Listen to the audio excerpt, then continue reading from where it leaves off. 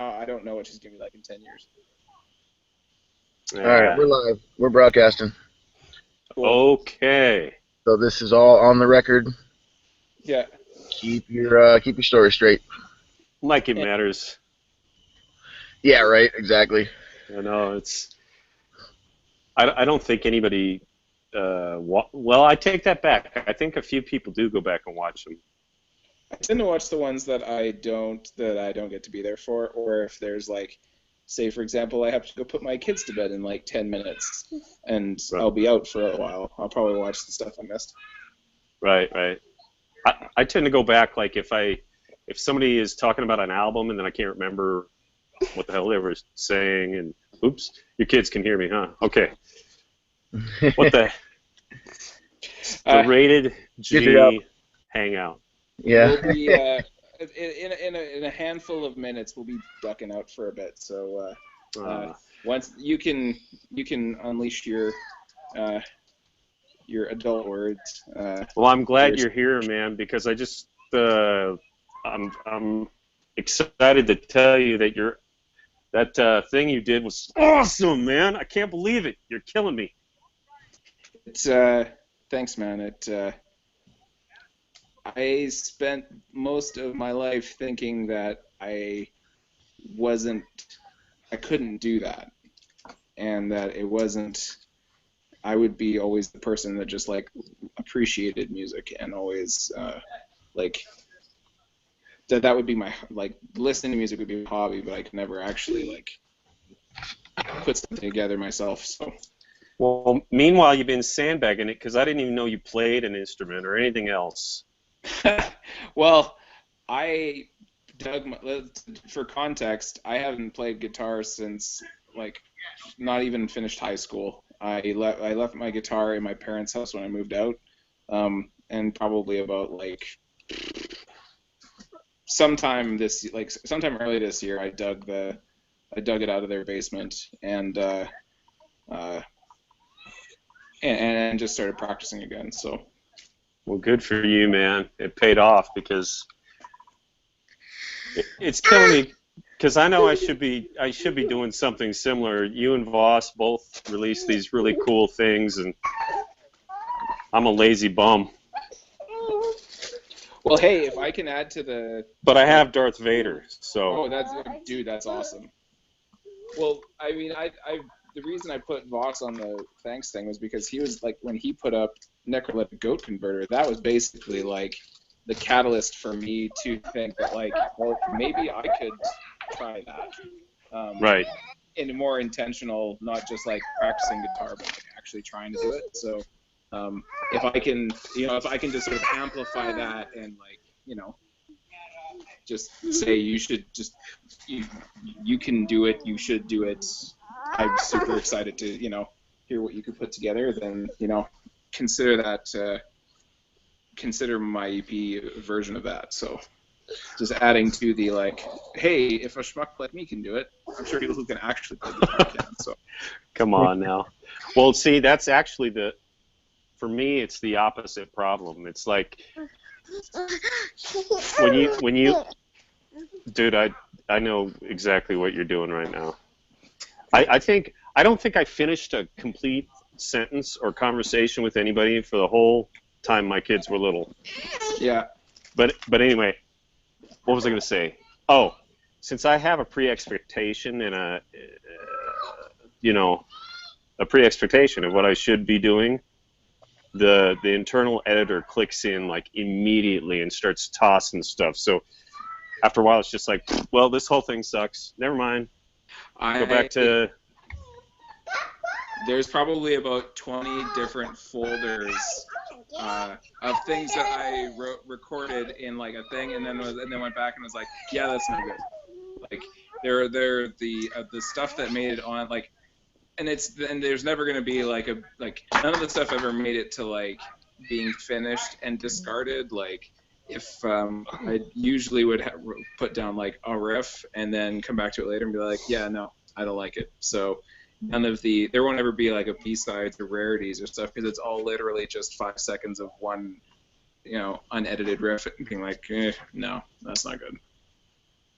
Dang, so we don't get like the bonus disc of the bonus, like, let's put it this way.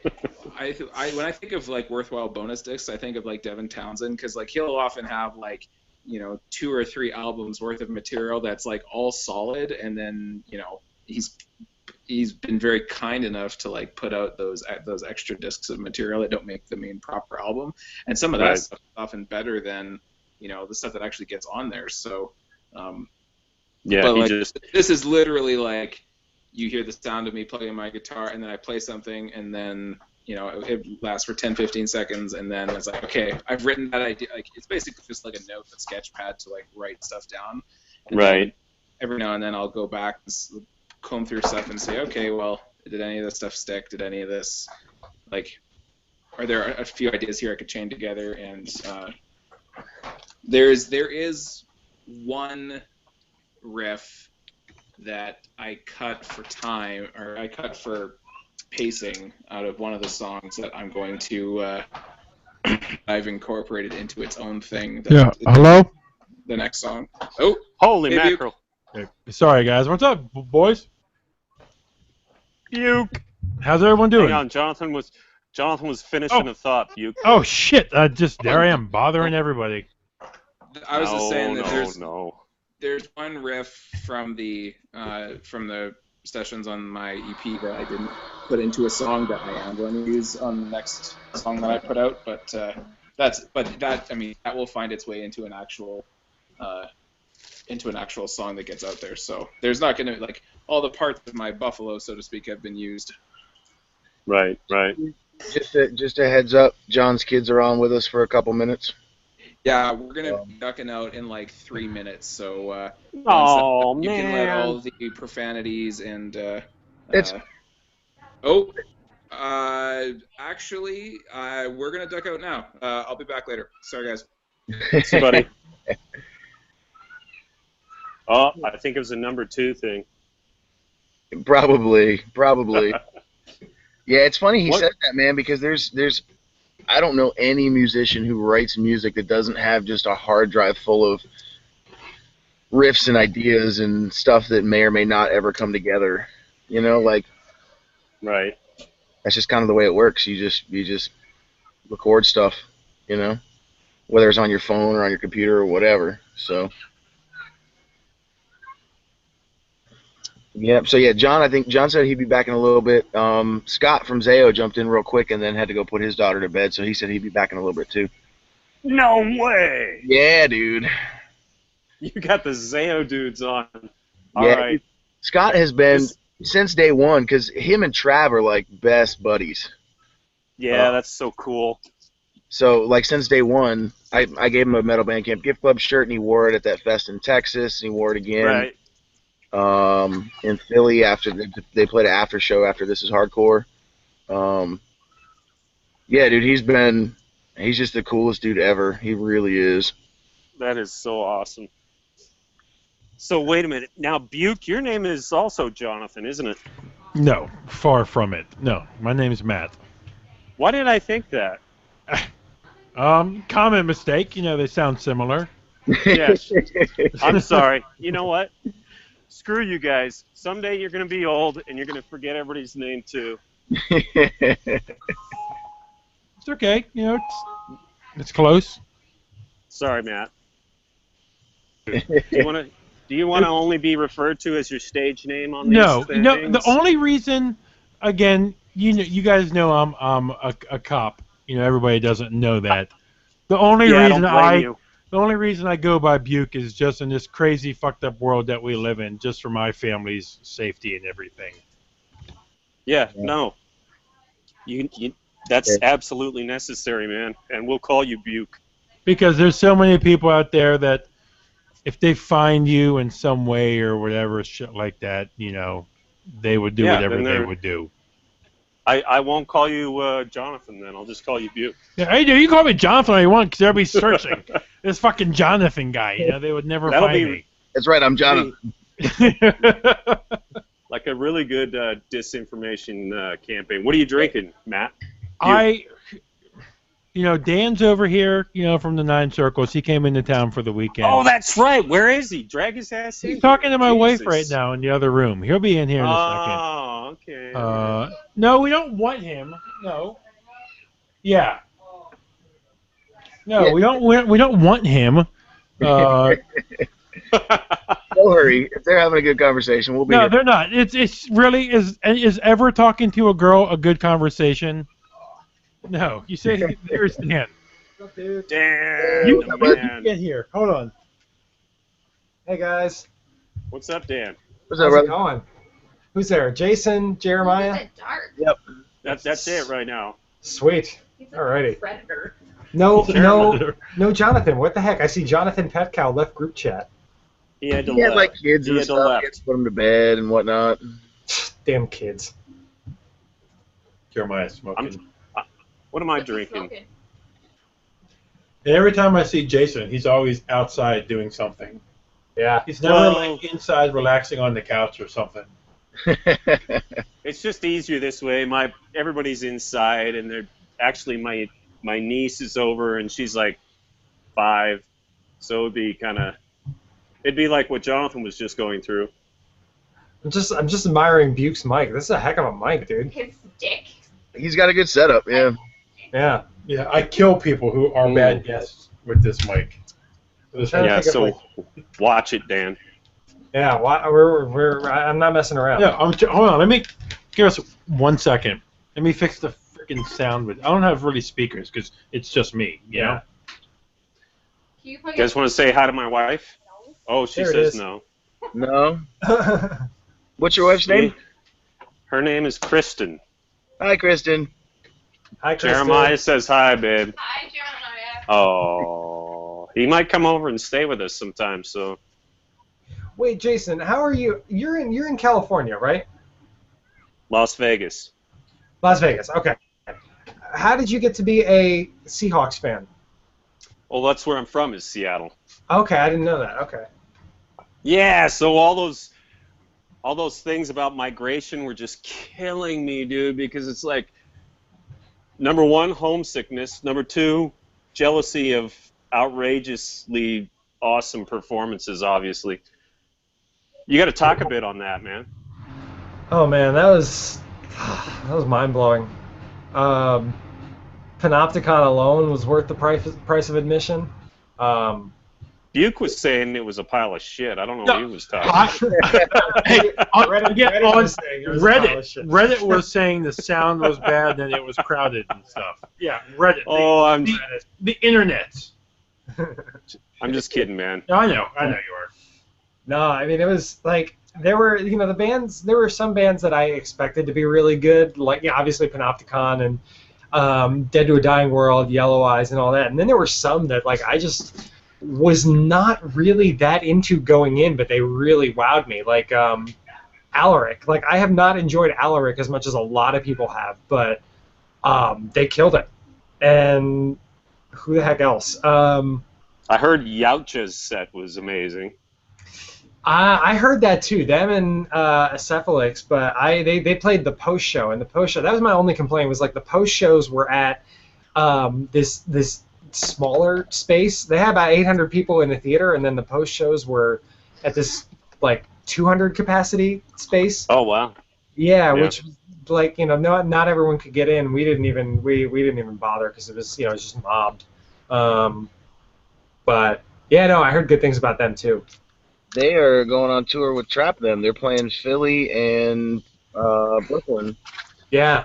In November, so I may head up to one of those shows if I can get free. Yeah, I saw they announced it for Vitus, and I'm like, I remember Galen from Trap Them was at Death Fest with us. Yeah. I saw they announced it, and I still am not used to the fact that I now live in Pennsylvania, because I was like, oh, when are they coming to Vitus? And then I'm like, oh wait, that's not my venue anymore. That's hours away now. Yeah. How did that? Are you settling into that whole deal? Yeah, I'm getting there. It's nice. As I interrupt him for a second. It's nice not having like all the distractions that you get in New York. And my whole thing was you take your like leisure time activities as like an antidote to work, Right. like time to not have to worry about shit and a time to just relax. But like whenever I would go out and do stuff, because New York is so expensive and just like the bare necessities set you back so much, I'd constantly be like looking at my bank account, being like, okay, how many drinks can I have tonight? Blah blah blah blah blah. And like even the leisure time stuff was starting to become kind of stressful. And Right. thank you, sir. And so that was just the stress was just piling up. So it's nice like not having that and not like in as much as like not having as much to do can be a good thing. Like it's nice not having as much to do. No, I totally get you there. I mean, I don't know how people live there, to be honest. It's cool, and I think like if you're like if you're making enough money, it can be a lot of fun. But like I'm there like being a content person. I'm like a writer, a social media person, like stuff like that. And the number of people trying to do that amount of work is like it's like, oh, geez, take a number, you know. So they can basically justify paying you not as much because there's so much demand for that kind of work, and it's you're just not really making enough to enjoy it. Right. Plus, I mean, you can do that from anywhere, really, can't you? Yeah, exactly. So, yeah, I don't know. Where's in Pennsylvania? What's up? Where in PA did you end up? I missed that part. I am in Reading, which is it's about like an hour or so northwest of Philly. Nice. Yeah. Northwest of, so you're not far from like Trav and Seth and them, right? I'm about like half but hour. They're half more hour, west, 20 minutes right? down the road. So cool. Yeah. I'm definitely looking forward to getting some like IRL hangs with them. I've never actually hung out with Seth before, so I'm like looking forward to that. Oh man, Seth from the internet. Nice choice. He is the Godfather. He is, man. What's that? I said he is the Godfather. Yeah. So Jeremiah. So Jeremiah, haven't seen you. No, I know you're still doing things, but I kind of saw you go quiet for a little bit. Did life just get a little busy for you, brother? Dude, life is crazy. He changed jobs for one. Yeah, so I was working at a sales job for Comcast. Stopped doing that a couple weeks ago, and now I'm doing some landscaping, like building stone patios and stuff outside. That's been a big change. I've been quiet since then, mostly because I'm totally exhausted. No, I'm assuming, yeah, you're outside busting your ass in the heat and the humidity and everything, brother. But dude, there's something to be said for taking the stress off, you know? I've been in sales for 12 years, maybe a little longer than that. And I'm just ready for something that I can do where I can leave work at work, you know? Yeah. The Amen. Like territory sales gig is you're always on, you know? You're always got it. Yeah. Unfortunately, there's a lot of people, I see it in my line of work, but there's a lot of people who unfortunately forget that when you're off the clock, you're off the clock. Unfortunately, some jobs really don't let you because, you always got deadlines and so much stuff to meet all the time, and you're always stressed at that. But, yeah, man, when you're off work, you're off work. That's the goal, but in a sales gig, I mean, you never really, you reset at zero every single month, so you got to kind of always be looking for that next deal. And so yeah, man, the guys that work in sales at my job, which is a car dealership, it's a nightmare, man. It's all about the number and the end of the month crunch, and it's just disgusting. I really enjoy the people part of it. I enjoy meeting new people and interacting with people, and I'm good at that part. No doubt. It's just the numbers, man. It's all a numbers game. You don't really get to be, to really build a good relationship with people because the people are just a number. Yeah. Fine here, and then you're moving on. the thing that kills me about sales is you were saying it's just a number. So you set, like it's your highest month. Well, I don't know if you're working for a corporation or a privately owned company, but either way, it's always, well, you got to hit 10% more this month. You got to hit 20% more. You got to hit 20% more. And it never stops. It's like, where is the ceiling? How much more can you actually do? At There some is no, point, there is no ceiling. You just got to keep. right. I'm not gonna lie, like as much as I wanted to, get out from behind a desk and as much as I'm interested in like helping people and like helping people get healthy and stuff. I don't know if I told you what I'm doing. I'm going back to nursing school.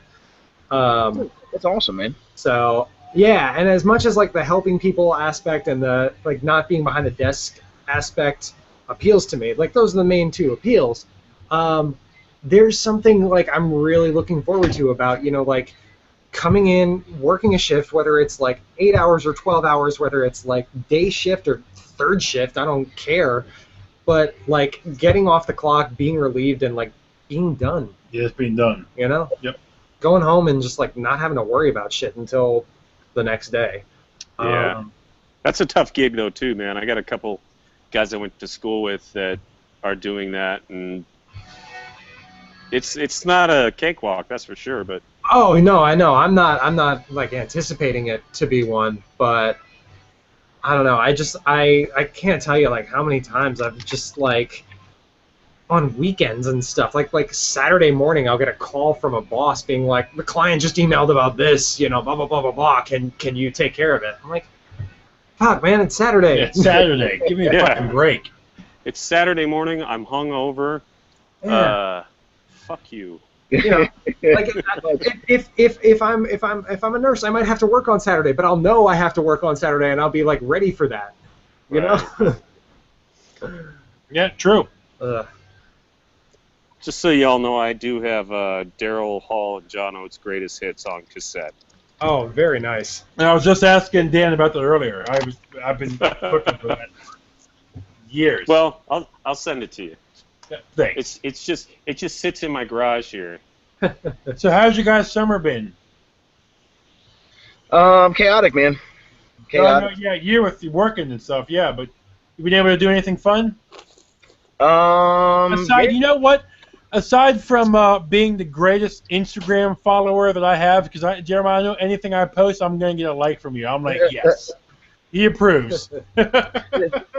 The key to that is to only follow cool people, and then you just like everything that shows up because they're only posting cool stuff. Metal Santa and Instagram Santa. Yep. I might have to give you Seth guys for the Metal Santa with piece. your Instagram kill me. Yeah, it's fun, man. Yeah. Is it? I might have to join it. I mean, I busted open. I walked into my wife the other night and I went, "Babe, I just blew open my Facebook, just so you know."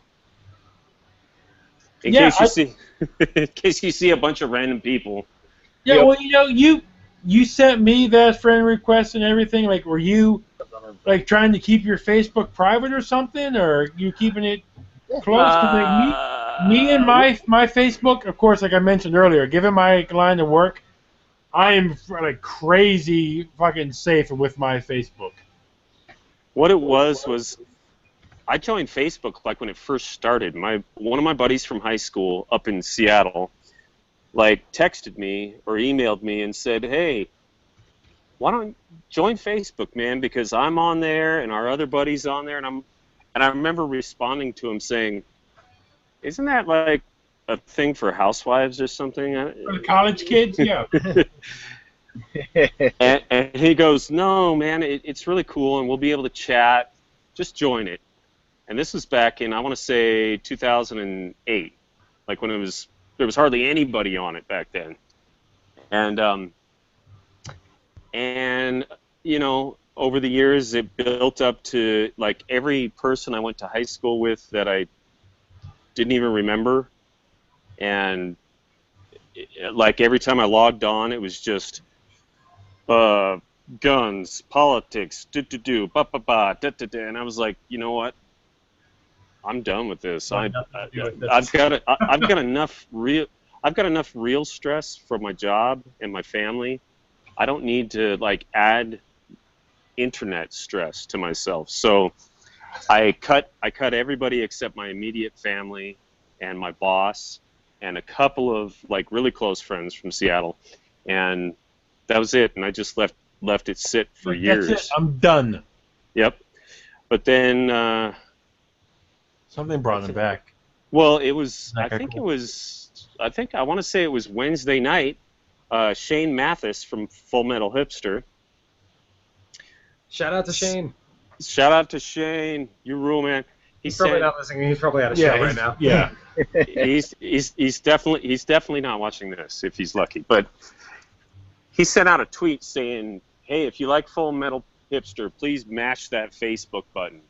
And I knew that like Trav had gotten on there recently too, and I was like, all right. Seth and Trav are on it. They both hate Facebook.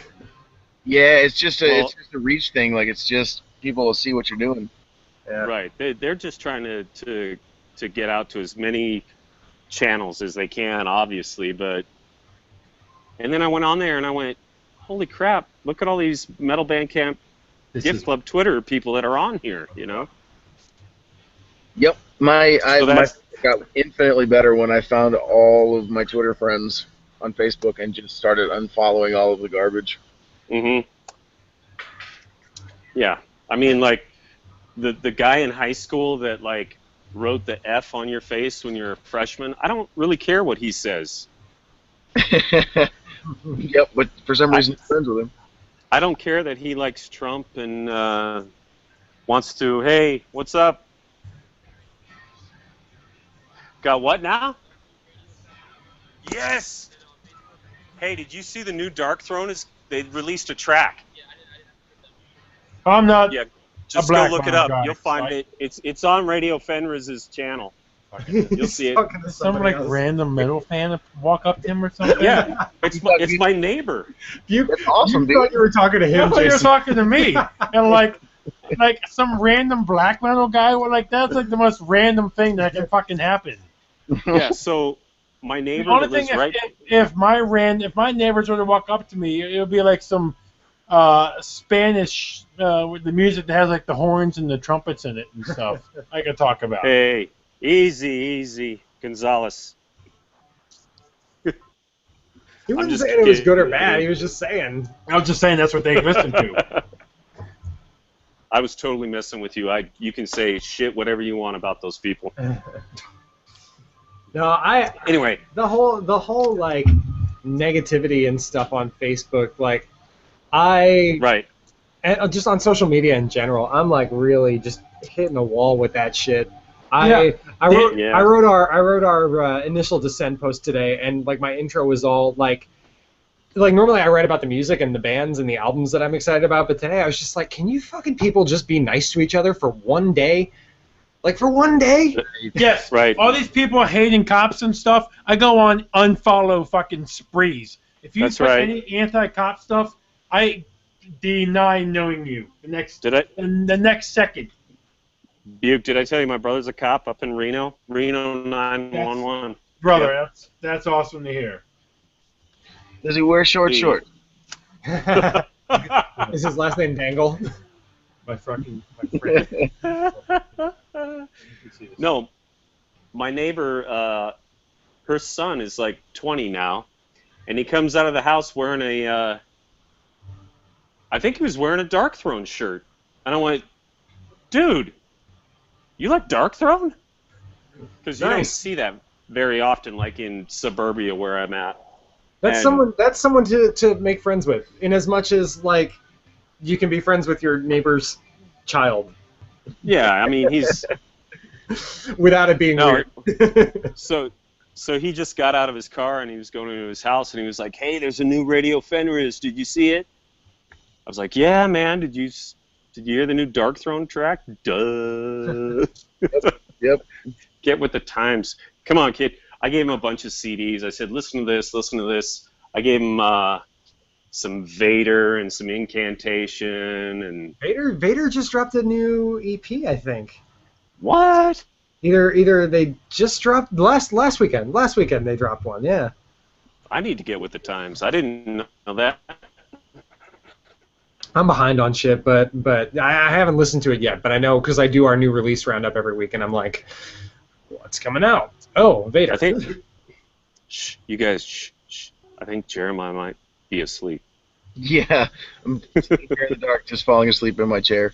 No, I'm good now, man. Now that I got a little nap. And Oh, you're good? Right on. Well, my kids woke me up at like 8:30.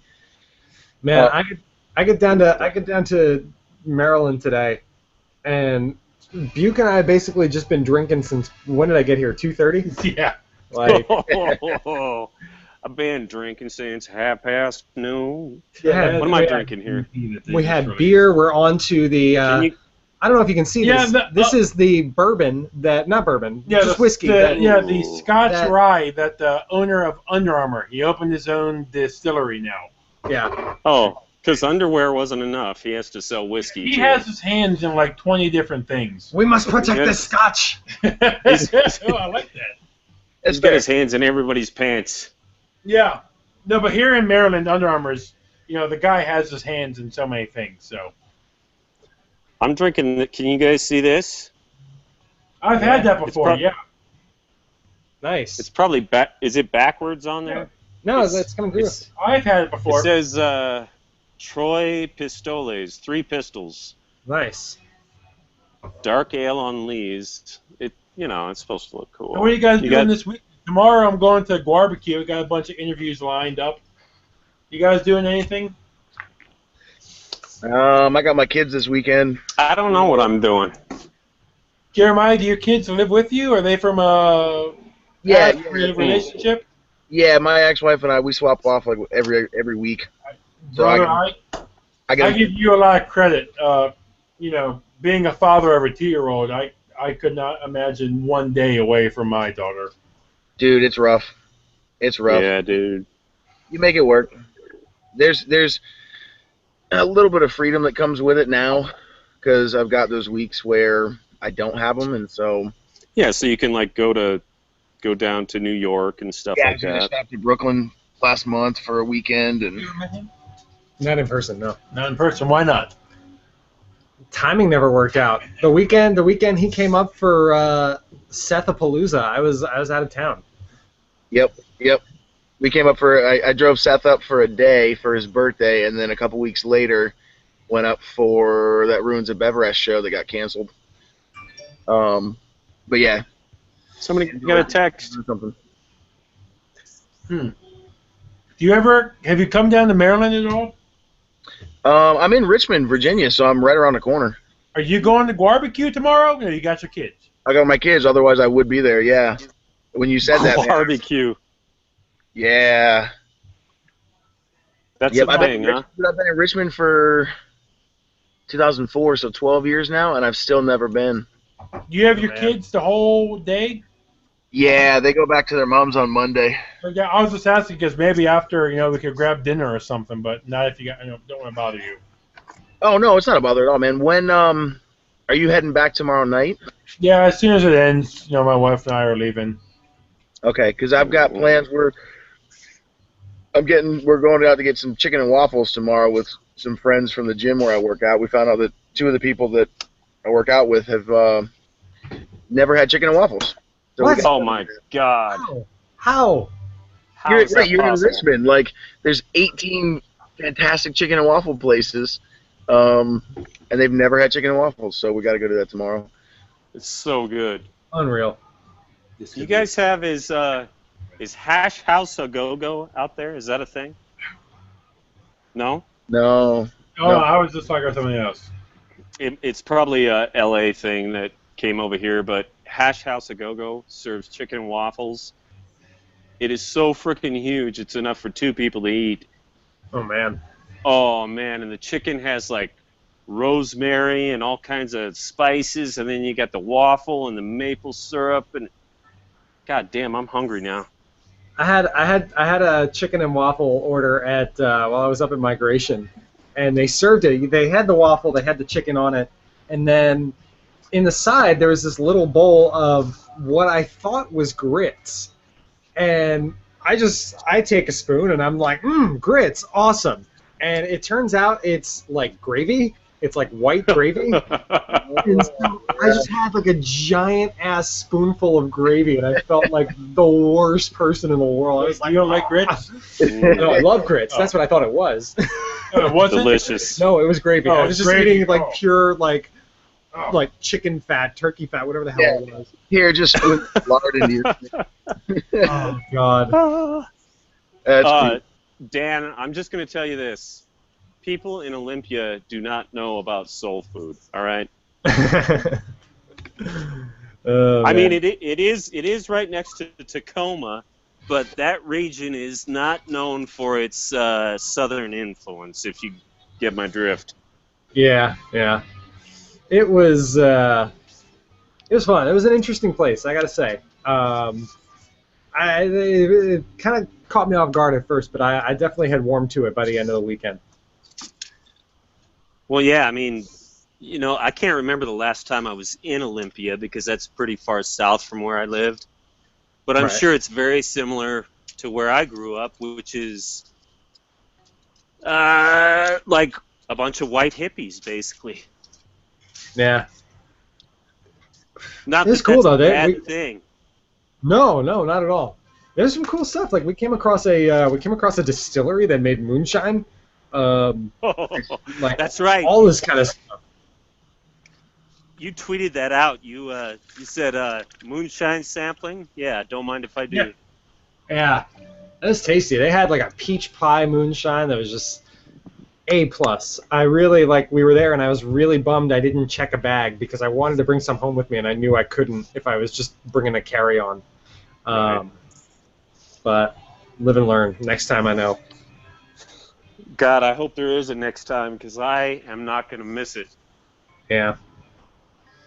Yeah, I was kicking myself all weekend.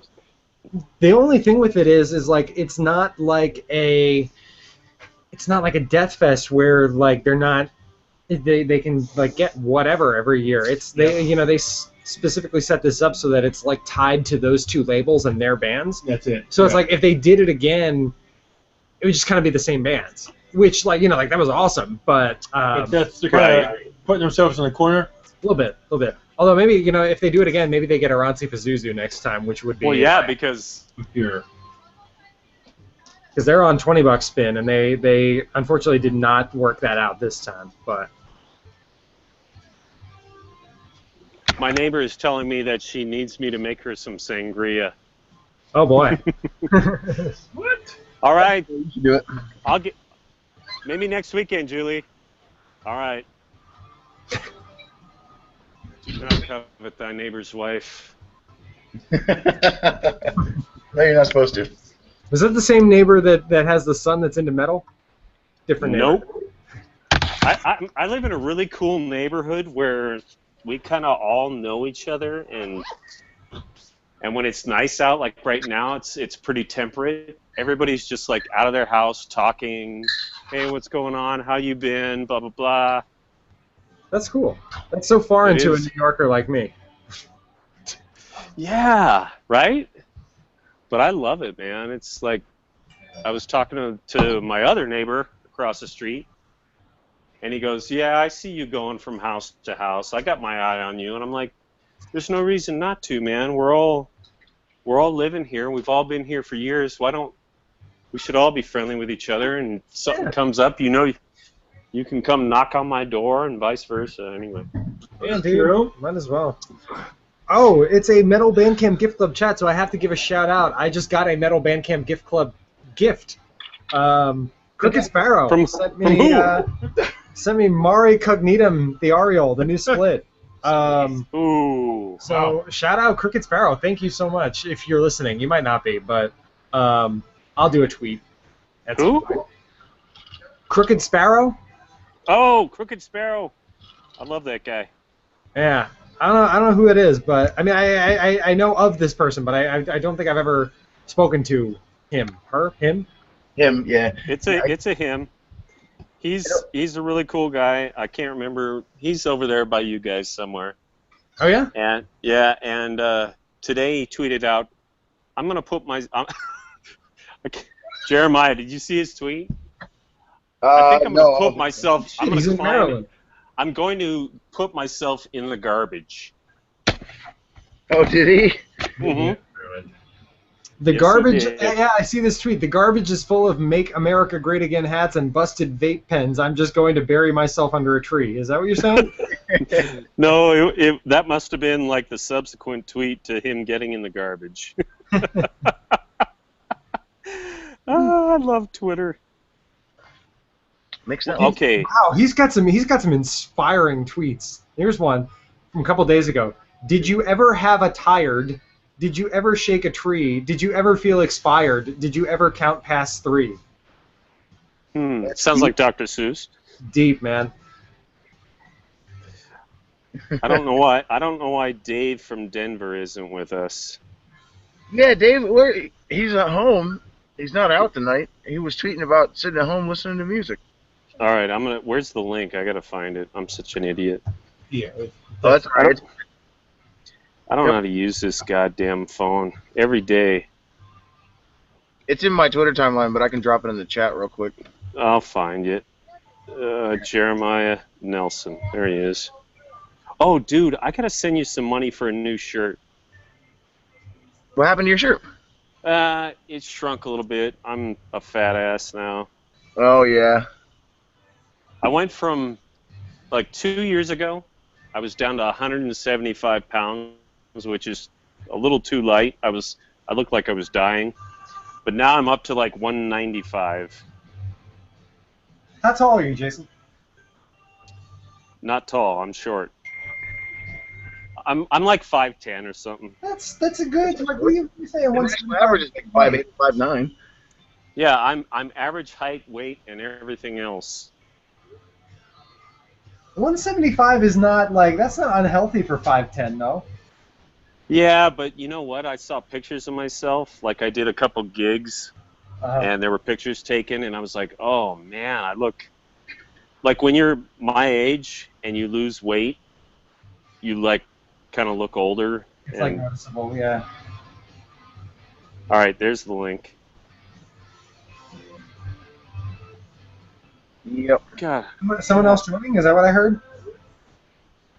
So Frank and Megan are at the Couchlet show. Yeah, she's probably screaming her lungs out at this moment.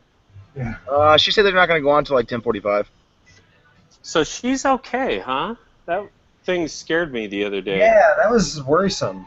Yeah, she said she's doing better. I mean, I might have overreacted, but No, you can't overreact too much in those kind of situations, man. Like, especially if somebody's asking for help. it scared the shit out of me because I wasn't doing anything that day, so I was watching her tweets, and she was like, I just really want to be dead. Oh, if I could just be dead right now, blah, blah, blah. And then all of a sudden she says, and Megan, if you watch this, I'm sorry, but she says, does anybody know how to get admitted into a psych clinic? And I was like, holy fuck. Now, here all along, I thought that was just kind of a shtick, you know what I mean? Like, whatever, you know. Yeah, I mean, I think it is a little bit, but... No, I'm good. You want some water? Yeah, I mean, we've got shit to deal with, and but then she said, yeah, I know. She's been through a lot. I know. Anyway, I'm just glad she's doing better now.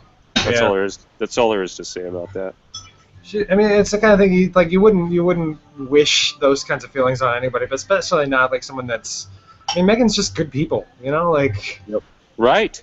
That's what I'm saying. It's like, I don't know, scared the shit out of me, and I was like, yeah. Like I saw her reaction to the whole Sophie Penrose thing, which I don't really know that person, but like. I don't know if you saw that whole thing. If you guys saw that whole thing happen where Sophie looked like she was in trouble and. No, I didn't. Yeah, she was going through some mess, and then she deleted her Twitter account, and then she disappeared off Facebook, and there was a suicide scare, and she's okay. Yeah. But, and then I was like, here we go again, except now it's like Megan, our buddy, that we all know. Yeah. But Jeremiah was like on the ready. He was ready to drive up there to take care of Sarge, but I guess she's okay now. Yeah. Yeah, I love her, man. I'd drop everything to go help her out if she needed it. You know what, guys? No, in my experience, I'm not trying to get all professional and stuff, but I deal with outbreaks, for lack of a better term, like that every day at work. That's just a cry for help from someone, and they really need professional help. Sure, absolutely, and that's what Megan was asking. She was like, "Hey, I need to get some help. I need to figure stuff out." So Yeah. Thanks. Yeah, I deal with suicides multiple times a week, and it's more help than we can ever give, you know. sure, absolutely. Oh my God. You know, unfortunately, when not to bring this hangout down, but when somebody's talking like that, real medical help is really the only option that is there. Dude, Yeah, and that's why I'm not. That's I'm kind of like not over it, because it's like she just like the next day said, "Oh, everything's fine." No. But I kind of don't believe that, you know. Yeah. And with her job situation too. Right. But I told her I'm gonna stay. I've been staying all up in her business, just making sure that she's all right. Cause Oh, good dude. Well, Man, what is her job situation at the moment? I thought didn't she just like move into her own place or? yeah, she did, but then she had like 3 jobs and she lost 2 of them. Oh, geez. Yep. So and she works at like a gym, but I don't know. That's probably like, it doesn't seem like it's very much hours. Right. Yeah, she basically had like 3 part-time jobs, and she was stressed about that because she was working all the time. But then she lost 2 of them, and it, that pile that stress on top of, On top of the stress of just being in New York. Right. That craziness. Yeah, plus everything that she's gone through. Yep. I mean, Yep. I don't know if you guys know this. She told us one time she got ran over and almost died. She's like almost died twice. I didn't know that. Yeah, she walked across like a block over from her apartment to go get some beer or something, and got hit by a private taxi. What? So like she's dealing with the medical stuff from that, and dealing with the the legal fallout from that, and Jesus Christ. The legal fallout. I said to her, so like the cab company, they're gonna help you out, right? They're gonna make it right. She goes, "This is New York." Yeah. Yep, and because it was a private cab company, they've got their lawyers involved, and they're just dragging their feet. So. Yep. That sucks. It's bullshit. Yeah, it is. Oh, yeah. All right. We're all gonna go throw ourselves in the garbage now. Right. Yeah. It's just. It's okay, and I'm making. I'm staying. Like I said, I'm keeping tabs on her. The flying dog. Jay, I gotta just tell you, you're the best dude, man. I don't think I know anybody like you. And not to kiss your ass or blow smoke, but. Dude, as much shit as I've been through in the last 8, 9 months, 10 months, like I've really just kind of come to the realization that nothing else really matters, except for people, like. Right. So, if somebody needs some help, yeah, fuck it, man. It's like Denzel said. Get sick. You get. Oh no, Jason! What did Denzel say? You froze. I need to know what Denzel said. Not only did he freeze, he froze with like the most excellent expression. With this face. Yes. Oh no, that was video set. Jason, you there? Yeah, I'm back. What did Denzel say? I'm on the edge of my seat here. Don't you remember in that show where his kid's sick? He's like, people get sick, need help, they get help. No, I don't. Was that John Yeah. Q? Was that the movie? Yeah, where he's holding that whole hospital hostage because his kid needs a transplant or something. I don't remember. Oh yes, that's right. But the point is, at some point, we all need help. And to have a guy, that's willing to drive from Richmond to Brooklyn just to watch a dog, it's huge. Okay, so Dave from Denver says, I'm at a show, haha, have fun without me. What a jerk. Jesus. How Yeah, dare this kid, you go like, out and do stuff? Jonathan! Hello again. this kid's always going to shows. Oh, is Pet Cow back? I'm back. Oh, we better watch ourselves. We got a rock star in our midst. Uh-oh. Shut Domestic- up. domestic- Oh, I know. Domestic Guam. Do some chew. Yep. Close I enough. thought it was like domesticom or ramped domestic worm. Well, that would have been good. Remember them at Death Fest Formed? Yeah. Oh, those guys were fucking heavy. Yeah, so what's So- the correct pronunciation on that, John? Domestic Quam is what I've been going with. Okay. You It's, can't I mean, So- essentially, it's just a goof on my last name. Quam is an really old word for cow, so domestic cow or pet cow, if you like. Nice. I It's a thought it pet was like weird and cow. metal and unpronounceable enough to like fly, but it's really just a goof on my last name. I like it. Jonathan, I don't know if you knew this, but Buke's name is Jonathan too. Yeah. I'm Jonathan. Or Mike. Or Tom. You'll forever be Opeth fan to me. So. Yeah, hey, I am always I am forever cursed with years ago picking the Opeth fan. All right. It says Sorry, 55 on my- my screen right now, so. Yeah. My okay. screen names on AIM were always Wrathchild 712. Yeah.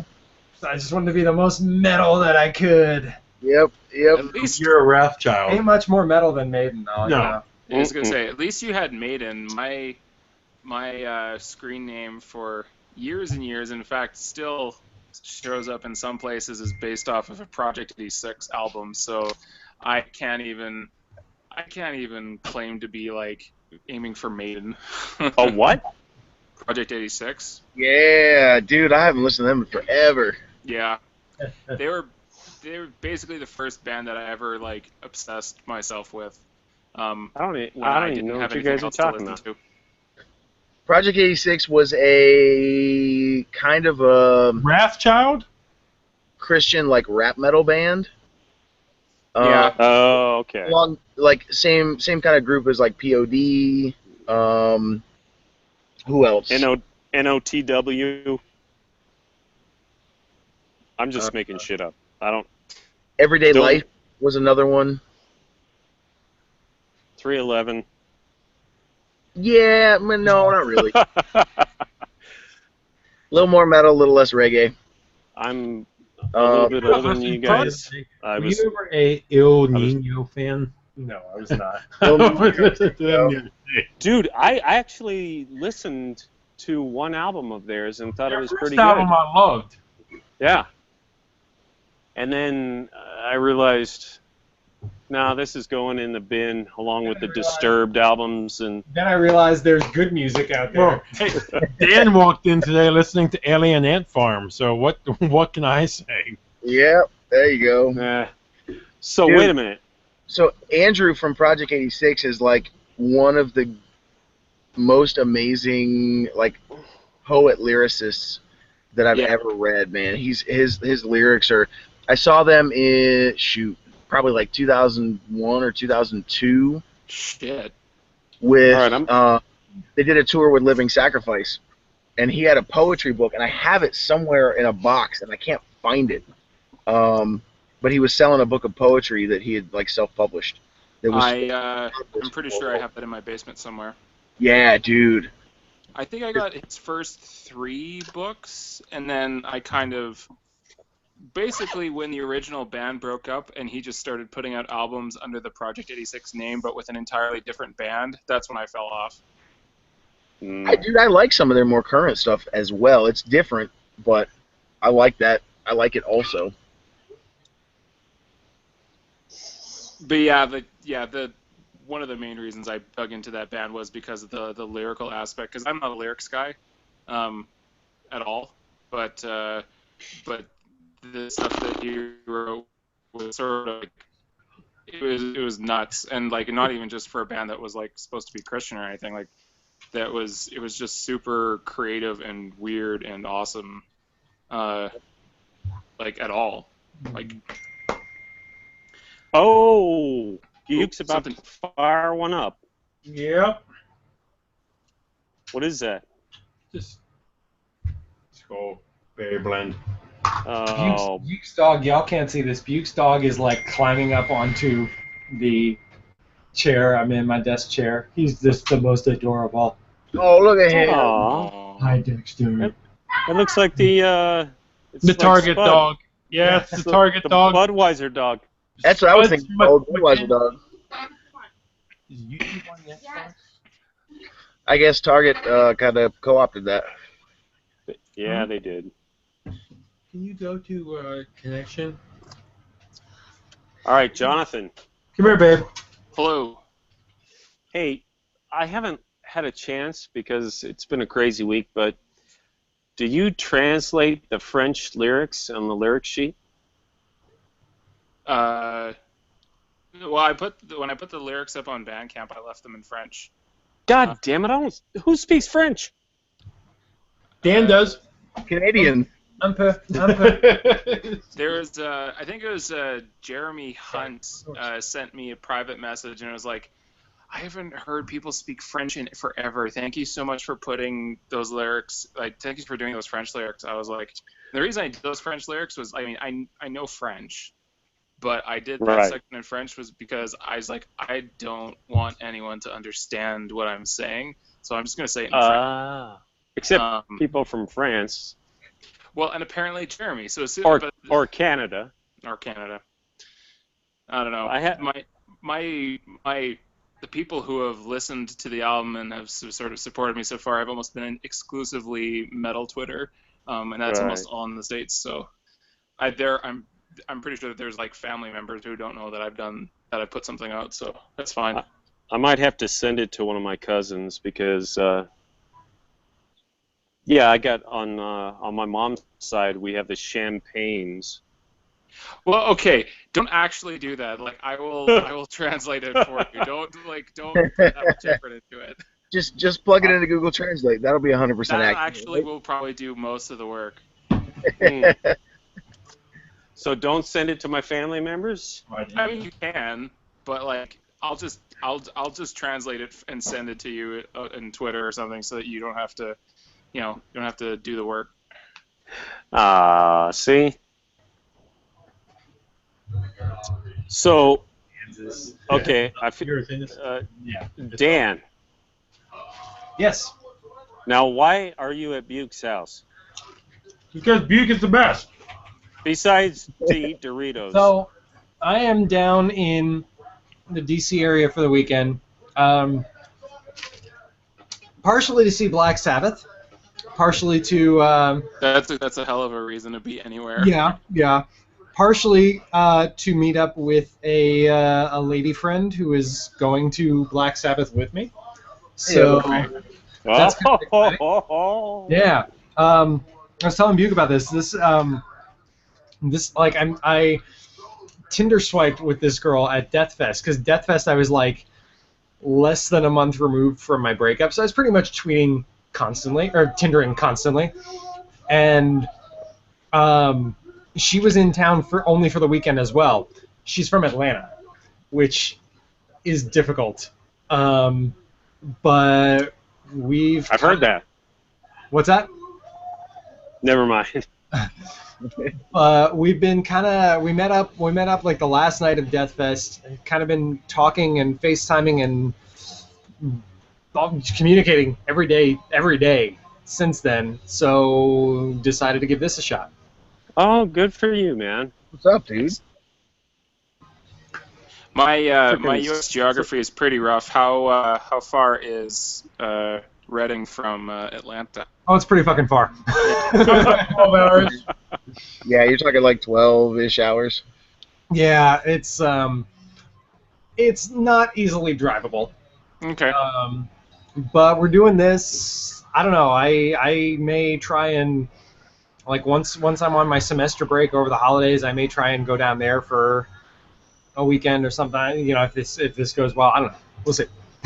Well, if you need a place to crash, Richmond's about a halfway point between you and Atlanta, so I'm like 6 hours.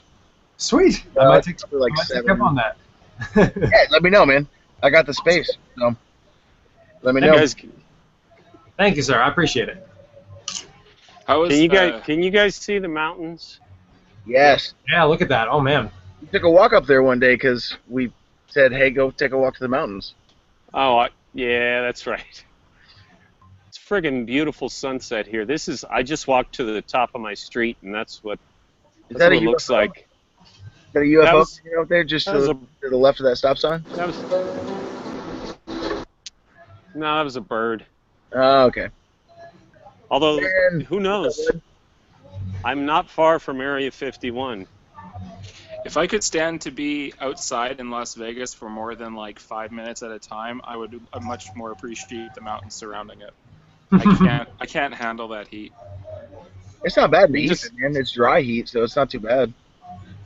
Yeah, we got a little humidity today, so it was a little bit sticky, but like right now, it's very nice. I think it's probably only it's probably only about 90 out here right now. I think the first time I ever went... That's pretty good. First time I ever went to Vegas, we were crossing one of the... crossing over from one hotel to the other to drop off our stuff, and in the 30 seconds it took me to cross the street, I got so tired that I just crashed in my room. Like, we were supposed to go out and have this fancy dinner. Heather and I just started dating. This was a big moment for me to impress her. It was for her, it's for her birthday. That's what it was. We just started dating, and we were like, we're gonna do this nice, super fun, romantic thing. And I was like, nope, I can't. I fell asleep until 10 o'clock, and then we ordered a pizza. Yeah, it's fair. It's hotter than shit. But to be fair, though, I mean, I'm accustomed to, sub-zero temperatures at all times because, I'm Canadian-y. Canadian? Yeah. That's the new word for Canada. Canadian. New joining. You say Kanene, and now all I can think of is vajayjay. Or Shanane, was that from Mark? Yes. God, I hate myself for saying that. How about the city that I grew up in, which is literally called Regina? Oh. Yeah. Yes. I talked to another girl on Twitter who's from there. Yep. Most of the people I went to high school Ben with Pike all joined the chat. Hello, time. Ben Pike. Nope. Oh, Ben is here? Yeah, apparently. He's muted, and there he is. There's video. There's no sound, but there we go. Hello. Hello. He's got some music. He's got his own soundtrack. What's up, Ben? Yes, he does. No, his soundtrack is our soundtrack. And there's my wife's foot on my I was head. gonna say you've got a foot in your face, dude. It's my wife. I was gonna say you should have I would show her, but I just told her this is being broadcast live on YouTube, and she's probably gonna freak out when she realizes that the whole internet's gonna see this. So I'm gonna show her that this is live on the internet right now with the dog, and she's covered up with the dog. So. Oh man. Oh man. I like that you have a poo emoji little thingy. It was a gift from one of our bridesmaids. You Wow. Good bridesmaids. Can I see your dog again? Your dog's pretty cute. Franklin, come here. Hey, Franklin, say hi. Say hi to the internet, Franklin. Oh, They love Franklin. Can we see your wife's foot again? That was pretty cute. You want to see the wife's foot again? Dude, that's kind of weird. No. Who are you, Rex Ryan? What is this? Oh, that's good. What? That was a deliberately perverted joke. I am not like that. Sure. No, I'm not. Your shit. That's what you're But I will bust chops any chance I get. That's how I like it. Leave my wife to watch Mean Girls. Oh. Hey, There you know are what else? definitely worse Look what movies else. to be watching. I just found this. Look what else I have on cassette. The Reverend Horton Heat. Oh man. Oh, man. Space Heater. Wait, there it is. Space Heater. I've I only haven't ever listened to this heard in one, years. I've only ever heard one Reverend Horton Heat song, but it was pretty kick-ass. I know Yeah. exactly which one you're talking about. The one that was in Martine. Tony Hawk. The one that was on the radio in the 90s. Well, I don't know about that one. There was one in Tony Hawk's Pro Skater that I loved. Wait, which Tony Hawk was that? Number 3. Pro Skater. He just said. So that was number 3. That was the third one? Yeah, I think it was called I Can't Surf or something, or I Can't Skate, or I don't know. Yeah, I think I know which Wait, one you're talking number about. 3 was the It's third cool. one? It's really gnarly. It's got like a Dick Dale kind of surfy kind of riff. It's neat. Did any of those songs make it into like their Rock Band or Guitar Heroes? Because that's probably where I would have heard it if it was. Oh, you guys are nerds. I'm just kidding. I play more video games than any 45-year-old man should. Hey, I'm 33 and I'll give you a run for your money. Would Yeah, I see you're on Steam all the time there, man. Yeah, I am, buddy. you? Dude, you're on Steam? I'm gonna. No, never mind. I miss My- Steam. Never mind what. Are you scared away about my video game nerdness or something? No, my 12-year-old took over my Steam account. Well, it's okay, dude. I work 2 to 12 every day and get home at 1 o'clock in the morning. So, What's your favorite game? my favorite game on Steam. Well, my favorite game right now is Overwatch. It's not on Steam, but No, okay, on Steam. What's your favorite game? Y'all are talking like a different language to me. Nothing about this. Well, I miss playing I mean, PC games. I don't know. I have like 500 Steam games, so I really can't. Oh my god. Yeah. Well, the Steam sales they put out are just ridiculous. Like there are games They that are. I bought for like $2 that it's like Never played. Never played. yeah. I have Mass Effect 2 and 3 because I bought them for $5. I opened them for 2 minutes. I'll say that for Steam, like this is on like Xbox and PlayStation as well, but the game that I play on Steam the most is Rocket League, hands down. I love Oh man, I love Rocket League. I have Rocket League for the PlayStation, Xbox, and PC. I can't play that shit. My kids play it, and I'm watching them, and I'm like, what just happened? Oh, Dad, don't worry. I did this and I did that. I find Rocket League relaxing and therapeutic. Like I will Yes. listen to podcasts while I play Rocket League and just sort of bliss out. It's so much fun. Hey, who's raising all the ruckus in here? Buke's playing a lot of. No, records. you guys can't hear it in the background. You can't hear my music. It's not us. Buke? Yes. Buke. I'm going Yes. to make a confession to you. Yes. Tell me. I feel like shit because I have not listened to your podcast yet. I'm going to Hey, fix it's okay. that. Listening No, to our podcast no. takes like a month and a half. It's It okay. It's like is not a okay. episode's like 4 hours. Yeah, it's really, we just ramble on and on. It's just, like the first time, one of the first or second times I met Dan, Dan never tries to say anything rude, but he's like, you know what? You guys kind of go a little long. That's like Dan's thing. Like, man, That's what she said. Yeah, exactly. Oh! You guys do it a little differently than us. No, but Now, you know see- what? The thing is that we like our format we've always done. It's just like best friends sitting around just talking music. See, no, You know? that's exactly what I want to hear. Yeah. I don't want to hear some like pro. Well, you know what? Tomorrow when I go to fucking barbecue, you got a whole day worth of Buke interviews tomorrow. So Dude, I am so. Oh, that'll be behind. fun. I have hopefully tomorrow. They've emailed me. I got Randy Blythe, a Lamb of God, lined up. Ooh. Phil Anselmo's filling in for I Hate God. Ooh. What? Yes. I'm interviewing Guar, of course. Talk to Laura Jane Grace. You're going to have Against me? Phil Anselmo on your show? Yeah. Holy shit.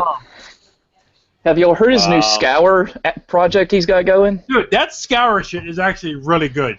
It's really good. No matter what you think about Phil Anselmo right now, it's really good. Joe can do some black metal vocals. I have to give it a spin. He can do some Nazi salutes, too. Come on. Skills. Phil's putting together a resume. Skills, black metal, and casual racism. You know the whole thing about Casual racism. You know the whole thing about that Phil stuff? When, like, Rob Flynn of Machine Head called him out, he's like, yeah, we were drinking White Russians backstage. Whatever. White power. And I was like, Phil, you sound like an idiot right Phil, now. just drop it, dude. Yeah, just give it up.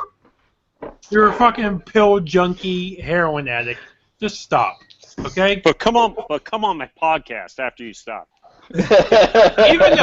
even though Phil is my favorite, like if I could do my all-star metal band of all time, Phil Anselmo is my front man because I think he's the greatest. And now, You have a dog named Dio, and you would pick Phil as your front yeah, man? you're right. I'd probably pick Dio. I would. Dio's a hologram. Yeah, if we're talking about living vocalists. Yeah, can we pick Dio's hologram? We're doing living stuff. No, you're right. Dio would be it.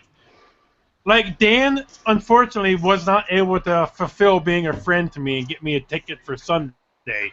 No, just, Don't even go there, dude. Don't even go there. Dan is seeing Sabbath on Sunday. And I will say this. While, Sabbath started metal, I love Dio era Sabbath more than Ozzy Sabbath any day of the week. That's because you're I a agree. good human. Dude, Literally just found out this week that Dio was in Sabbath. Literally this week I figured that out. Man? I just figured that out. Hey, I was on Wikipedia and I was like, holy shit. Jeremiah, can we drop Ben from the chat? This is actually the metal chat. This is not like introduction to metal. That's He could have been worse. He could have said, guys, I just found out Ozzy was the vocalist for Black Sabbath. The guy from that MTV show. Listen. Are y'all listening? I'm listening. Mob Rules is the best Sabbath album. Wait, behind Sabotage. What's your favorite Sabbath song? My favorite Sabbath song is Sign of the Southern Cross. Oh! Okay, we're friends. Sign of the Southern Cross or I. Wait a minute. Can you see my arm hairs? No. No, you I can't. see like little, that means you need to hit the fucking gym more. That's what Jeremiah was saying. We can't see your arm. We were seeing a little elbow. Can't see your arm at all, just this. No, Sign of the Southern Cross is so fucking powerful. Yep. And no matter... Now, you can't deny what Ozzy did, and all those songs are obviously classic and great. But that song... I played that for my older son when he was 10, and I turned the volume in my truck all the way up, and I looked at him and I said, "This is why people like heavy metal. Listen." And his response? And he started crying. Yeah. He did. He was actually started running down the block trying to get into other people's homes.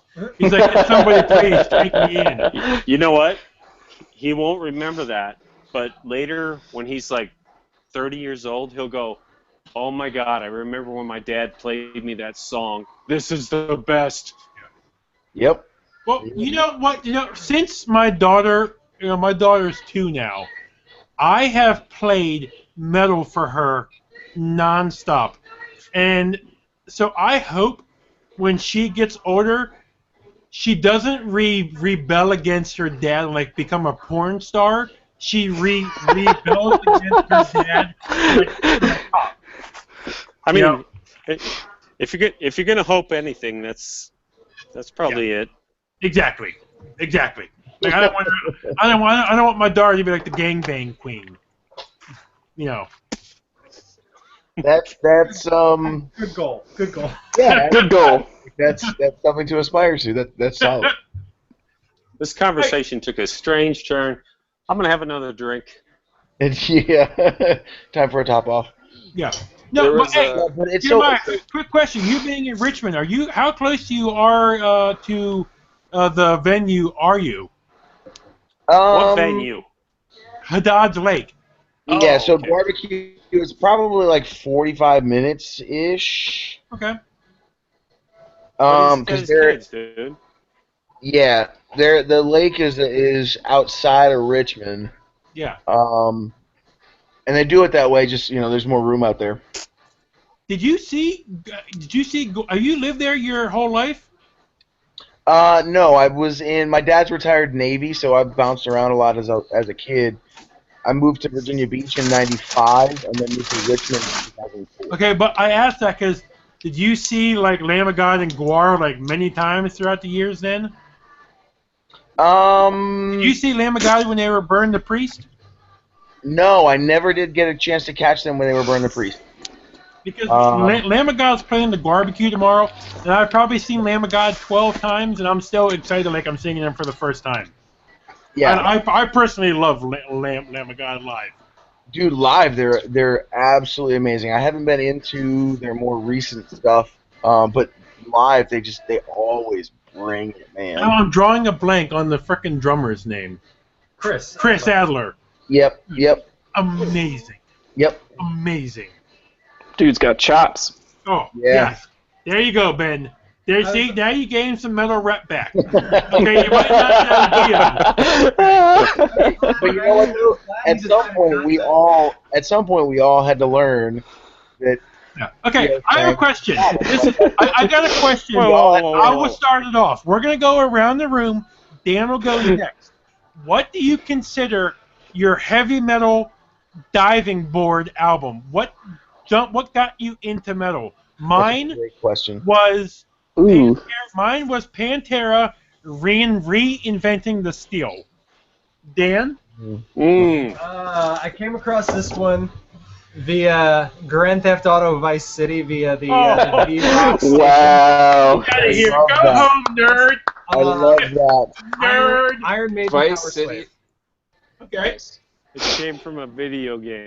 And Vice City is a Hey, dude, fucking awesome game. I was listening to Korn before that. It doesn't matter where I come from as long as I'm not listening to Korn anymore, right? Dude, Whoa, I whoa. still pull out the Korn? first Wait a two minute. once in a while. Korn although- had some good tunes. Oh no. Their newest latest singles have been really solid for the newest album. I have not listened. I just they had their time and place. I had a couple albums of theirs that I enjoyed as a wee Dan. So you were a Head fan, and then when Head left, you were like, I'm when done. Korn gave head to Jesus. Oh. Oh. Oh. What's your favorite That's a Korn good song? one. My favorite Korn song? I don't know. Probably Got the Life. Mine was Ball. Oh yeah. Faggot. Blind. Okay. Blind. wait, Oh so, man. So what Okay, was so wait. Jason, What- your introduction, your diving point into heavy metal was? Okay, wait. This is gonna take a long time. I know my answer if you want to go. Yeah, Jonathan, just make shorten your answer.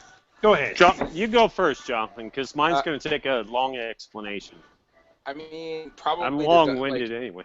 The clear like distinction point for me between like the harder rock and heavy metal was Living Sacrifice. Well, your connection just all went to shit. What was that again? No, you said Living Sacrifice. Which album? Hammering Process. Oh, see, Oh, really? Reborn was mine. Reborn was mine. Yep. So here's the thing.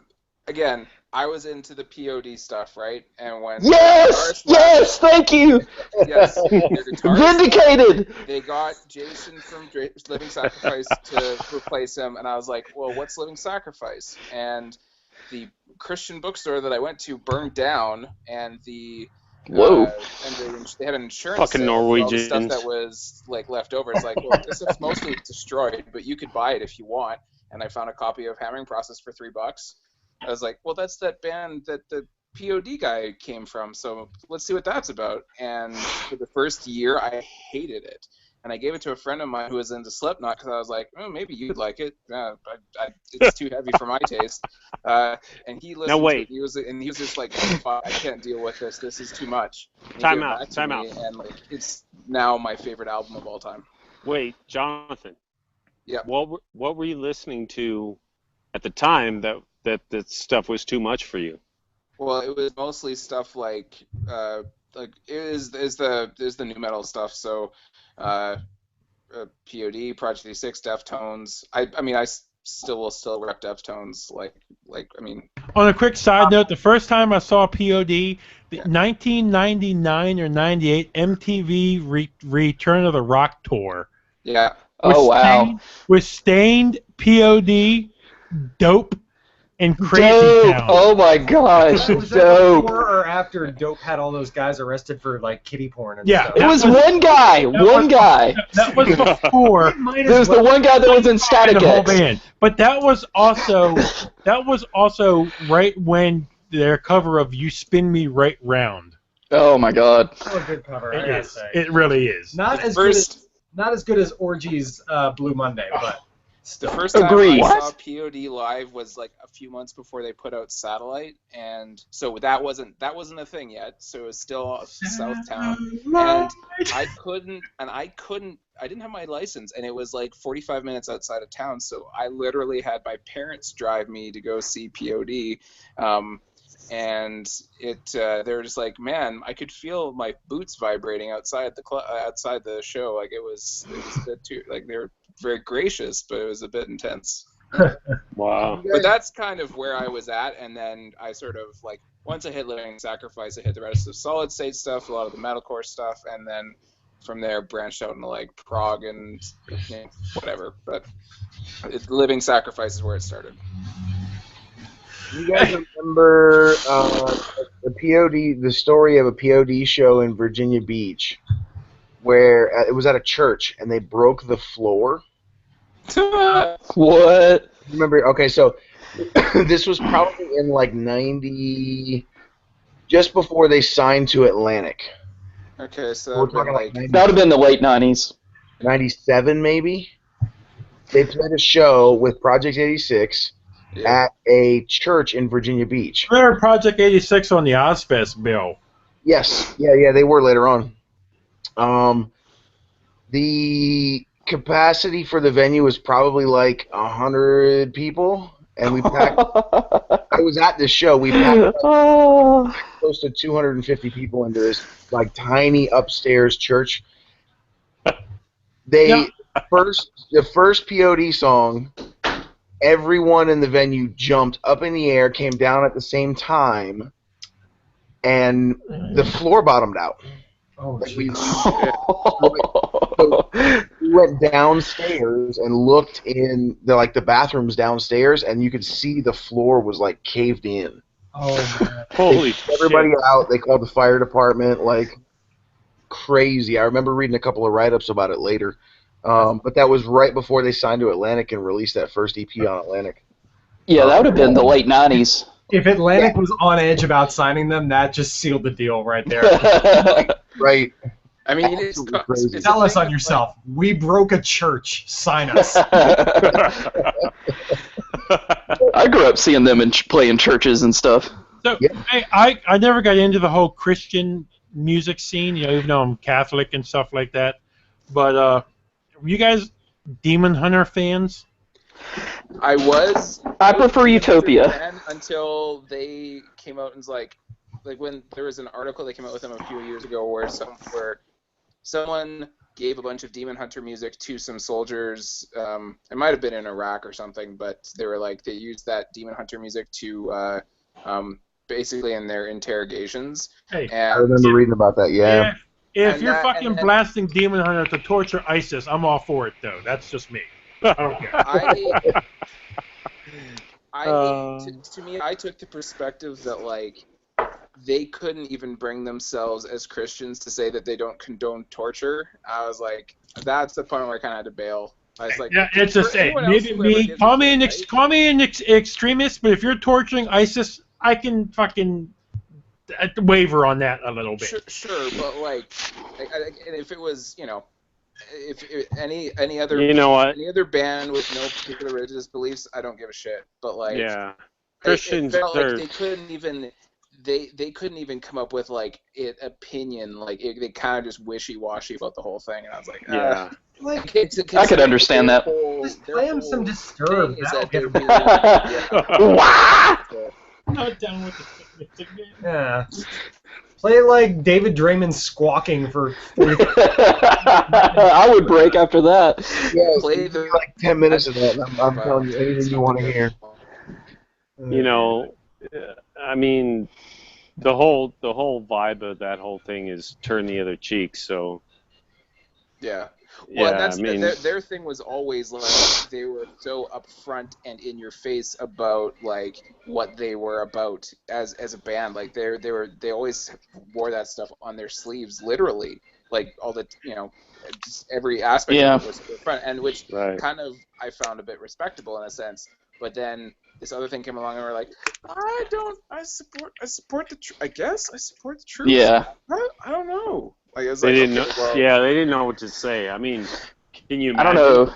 Like after 9/11, I saw them play in a venue in Birmingham, and it was nothing but like American flags on their displays and stuff. And like right after Satellite came out and all that. So I don't know. The wishy-washy, I can feel you on that. I mean, like again, that's why I don't like care if it had been like if they said we want to use Metallica or Pantera, like any of those bands, Can I tell my old ass story now? Yes. Next. Everybody block off the next half hour. Here we go. Yeah. All right. I was born in 1970, so y'all pricks are. No. Yeah. Y'all close the door. Way younger than close the door. So when I was like 12, I had before there were Walkman. Before the internet. Things, yes, before the internet. Before there were shoes, and we had to walk all these miles in the snow. Before civilization we existed. used smoke signals to communicate. I had a little, they were basically like closed can headphones that you put over your ears, but all it tuned in was a radio station.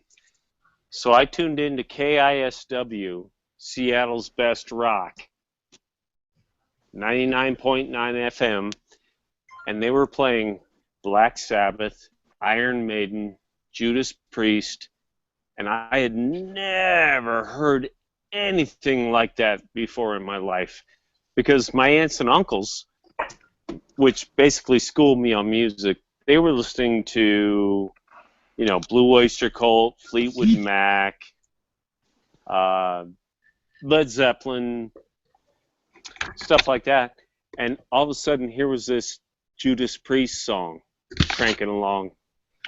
And that was my introduction to metal.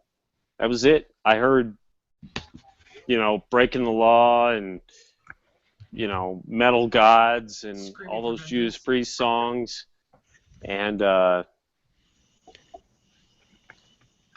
well, I'm glad you told that story. That was a pretty awesome introduction. Actually, and it wasn't long after that I was dubbing cassette tapes of my buddies' tapes of Iron Maiden. Whoa, what are those? Scorpions.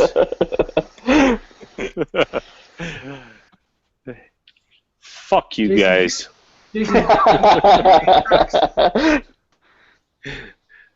Jason, did you have 8 tracks? Were you alive for the Betamax? Were you alive for the Betamax battle? If I ever see any of you in real life, I will beat your fucking ass. That's probably just kidding. So that's it. So were TVs color back then? Oh. I'm sorry, that was the last one. I'm sorry. Just imagine this 12-year-old kid in 1982 tuning his little thing in on the side of his head. Whoa, hey now. And he tunes it into Paranoid by Black Sabbath and goes, "Oh my God, what the fuck is this?" Dude, that's got to blow your mind. Yeah. Yeah, it did. And that was it, man. Tell me about Iran-Contra. Sorry, I'm done. Mr. Gorbachev, tear down that wall. I'm sorry, that was the last one, I promise. You son of a bitch. You're just Googling things at this point. Like, you know, Iran-Contra was a big deal when I was in high school. So fuck you. I think I was alive for that. I don't remember. Yeah. Oh. like 10, 15 All right. years when our I think I was very young when that happened. I'm fucking logging off this shit. No, Jason. No. I'm sorry. So dubbing cassettes, I started listening to. I lived in Southern California in the early '90s. No and shit. that's when I really started getting into music, but it was all hip hop. It was all Dre and Snoop Dogg and like Oh yeah. Up in the early '90s in San Diego and Los Angeles and like that kind of. You were in SoCal, dude? Yeah, from 89 or 90 until 94, 95 when we moved to Virginia Beach. Wow. Yep. So that was like my music introduction. But when I moved to Virginia Beach, none of the kids in Virginia Beach, it's like a surf town, and a military town. And so I got joked hard for listening to hip hop, and I was like, "Y'all are crazy. What are you talking about?" But what were they listening to in the military? well, stuff? I grew up in Sousa March music or something. I grew up in church, so it was a lot of like Christian rock. Okay. DC Talk. Yeah, DC Talk's Jesus Freak was the first like quote unquote rock album that like I got joked so hard for listening to hip hop that finally I was like, all right, I guess I should make some friends and pay attention to what somebody else is listening to. But I moved from there quickly into like punk and hardcore, and then Living Sacrifices Reborn was like just blew my mind, just shattered my world, man. But yeah, dubbing tapes, man. Dub stuff off, just record stuff off the radio. Yeah. Because I remember had a bunch recording of around and couldn't afford to spend money on music. I was a kid, like. I would wait till they said, "Okay, here's Judas Priest, Green Manalishi." Right, trying to time it so you didn't get the guy talking, you just got the music. Right, and then you hit the pause button. Hey, fuck you, kids. Dude, no, it's Dude, I remember like burning CDs. right. You laugh, but I'm 33. Like but that's kind of where I got my start.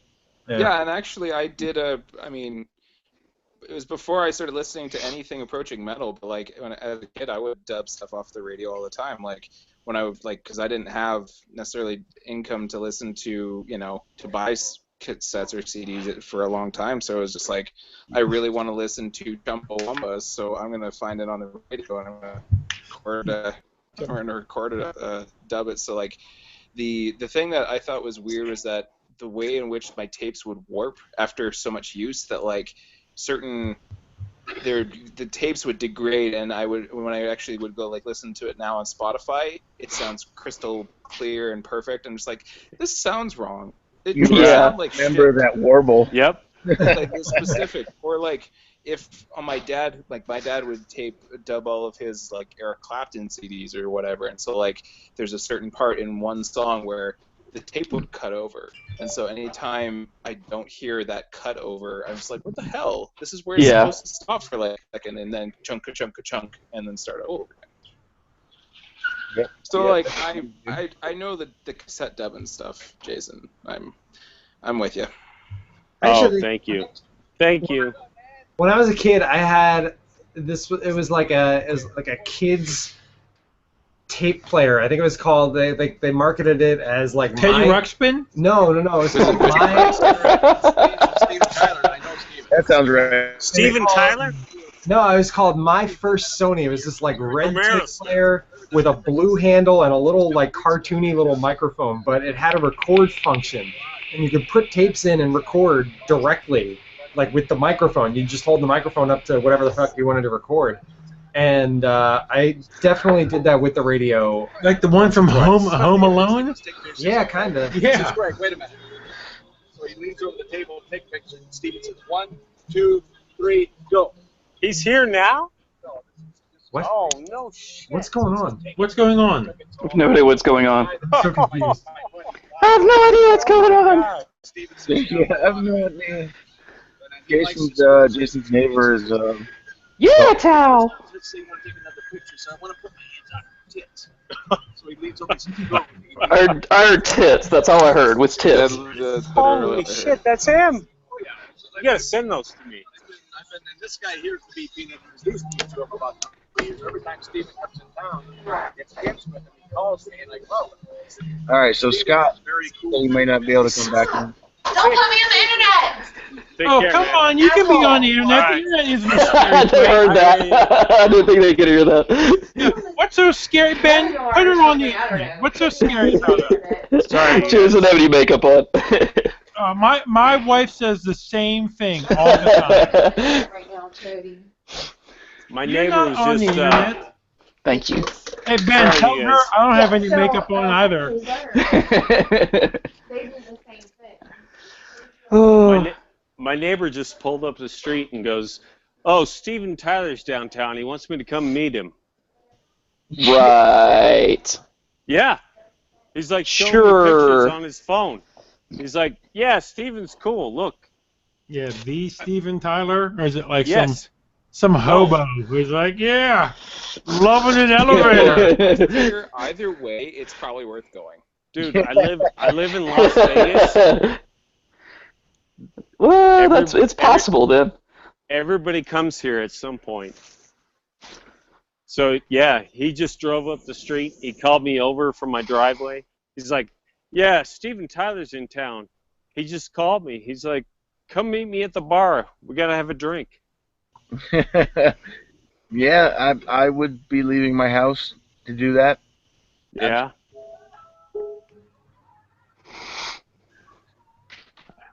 I gotta hook Whose up turn with is it? that motherfucker. Yeah, whose turn is it?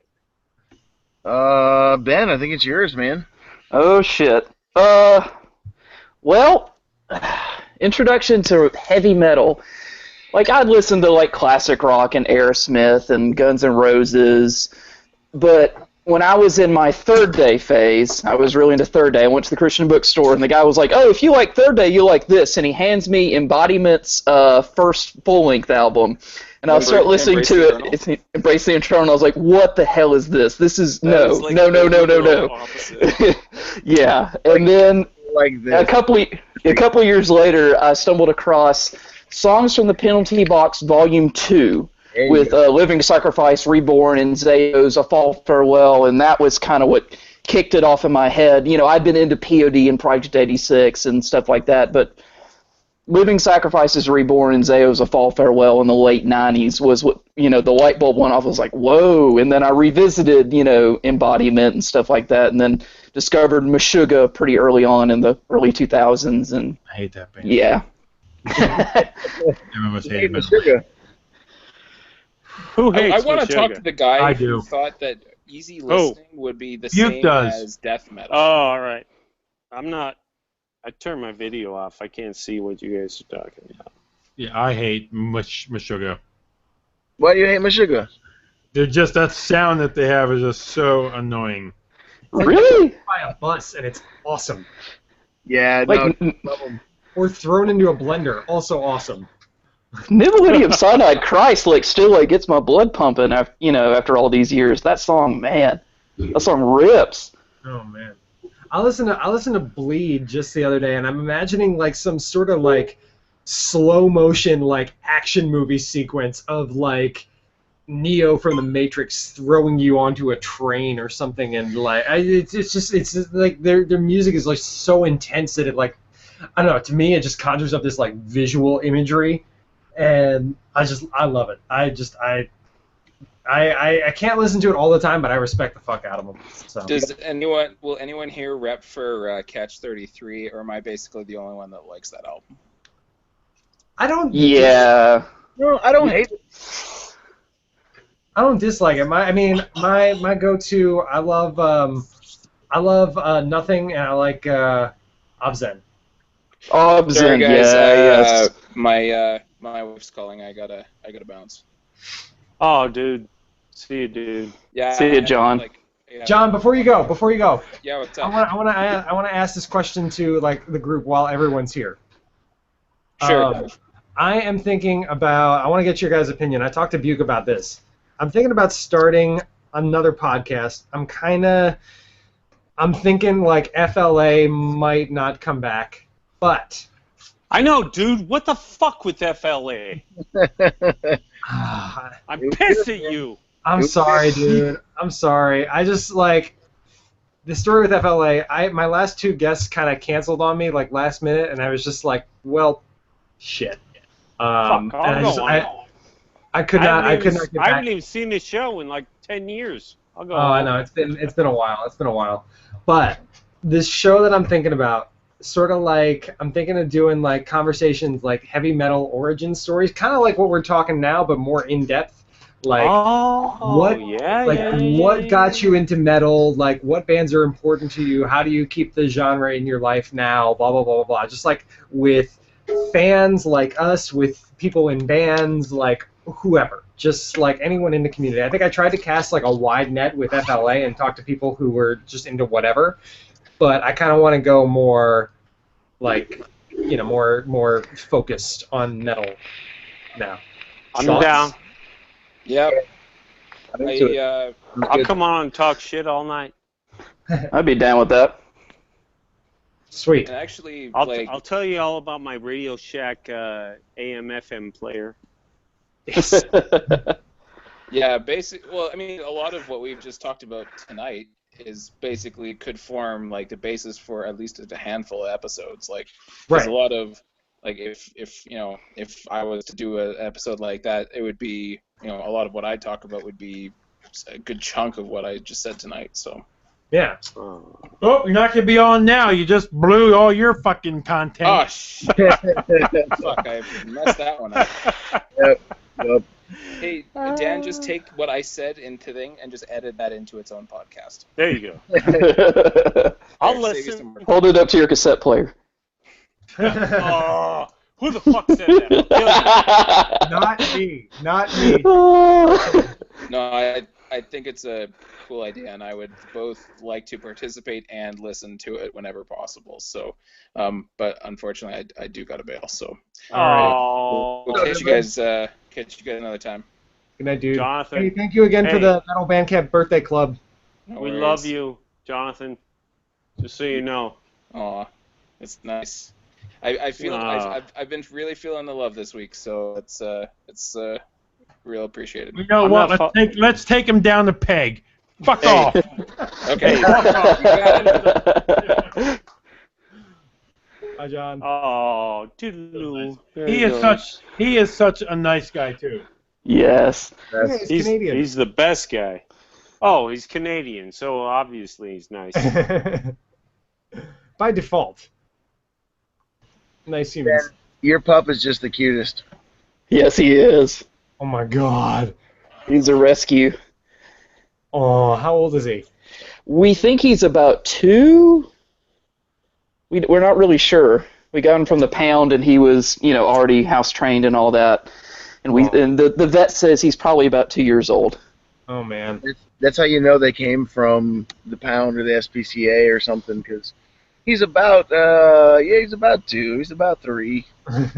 I got both of my dogs came from the SPCA, and the first one, they said he was about 3.5, and then 2 years later, I took him back up to get his shots updated and stuff, and the vet tech asked me how old he was. I said, well, according to y'all, he's about 5, maybe 6, and she laughed at me, and she's like, no, he's like 10.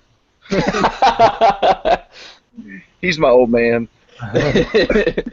I'm super bummed because my parents just got about, no, it was like a month and a half, 2 months ago. They got a rescue, like a mix, a beagle, like Australian Shepherd mix. Sweet dog, like just wants to like come up to you and like cuddle and be nudged and Yep. like, and but yet he's also like, he was a stray, and he just has some sort of like weird wiring. He's like afraid of people or something, and he's been snapping at people, and it's like, it's to the point like we talked to the rescue folks, and they're like, yeah, we'll you know, like it's probably like best for us to take him back and like try and retrain him and stuff like that and get him into like a better frame of mind. It sucks because this dog like just wants to, like, he wants to have it, like you can tell he just wants to like have people and have a group, but he's like so scared of shit that it just makes it tough. Dude, we had a cocker that we got from rescue. That guy bit the fucking shit out of me. Oh, really? Yeah. A Cocker Spaniel? Yeah, dude, they're brutal. He was under the bed. All right, here we go. Long story. Ready? All right. He was under my bed, which I didn't know. 88. All right.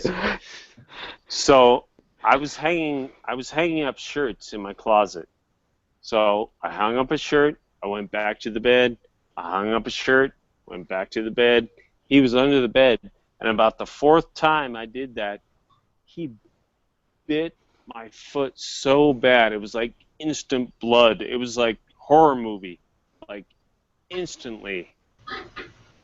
And it's tough because you get those dogs from rescue, and you never know.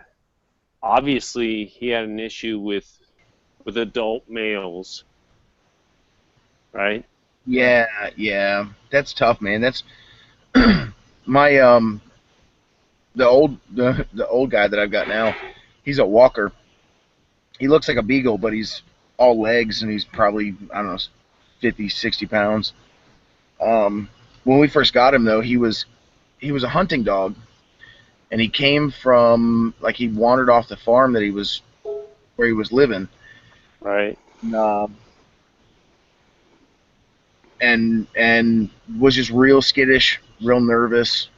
Right. And I think he was beat, because even now, I mean, I've had him for, going on 3 years. And if I like raise my voice to the kids or anything, he just cowers. He's just so. Mm-hmm. The first year that we had him, my kids were probably like 2. Oh. And he was good with them, except if they got near him when he was eating or when he was like chewing on a bone or something. Right. And I almost got rid of him because at one point he was chewing on a bone, and one of my kids, I mean, they're 2, right? Like they're learning to walk, they're just kind of figuring out. So yeah, one of the kids wandered over to him, and he wrapped his mouth around my kid's head. Like didn't break the skin, and that's the only reason that I still have him, because it wasn't like he was trying to be mean. Like he was just trying to kind of protect what was his. Don't come near my dog. But you never know. You never know. Yeah, this dog was psychotic, man. Yeah, I never had one that bad. He tore my foot up so bad, I pulled it out from under the bed, and it was like every one of my toes was gnawed on and bleeding. Oof. Yeah. That's rough. Yeah. I grabbed him from under the bed and threw him in the closet. And I was like, okay, all right. He's obviously, he's got a problem with adult males, obviously. Right. He's probably been beat. I've him in the past.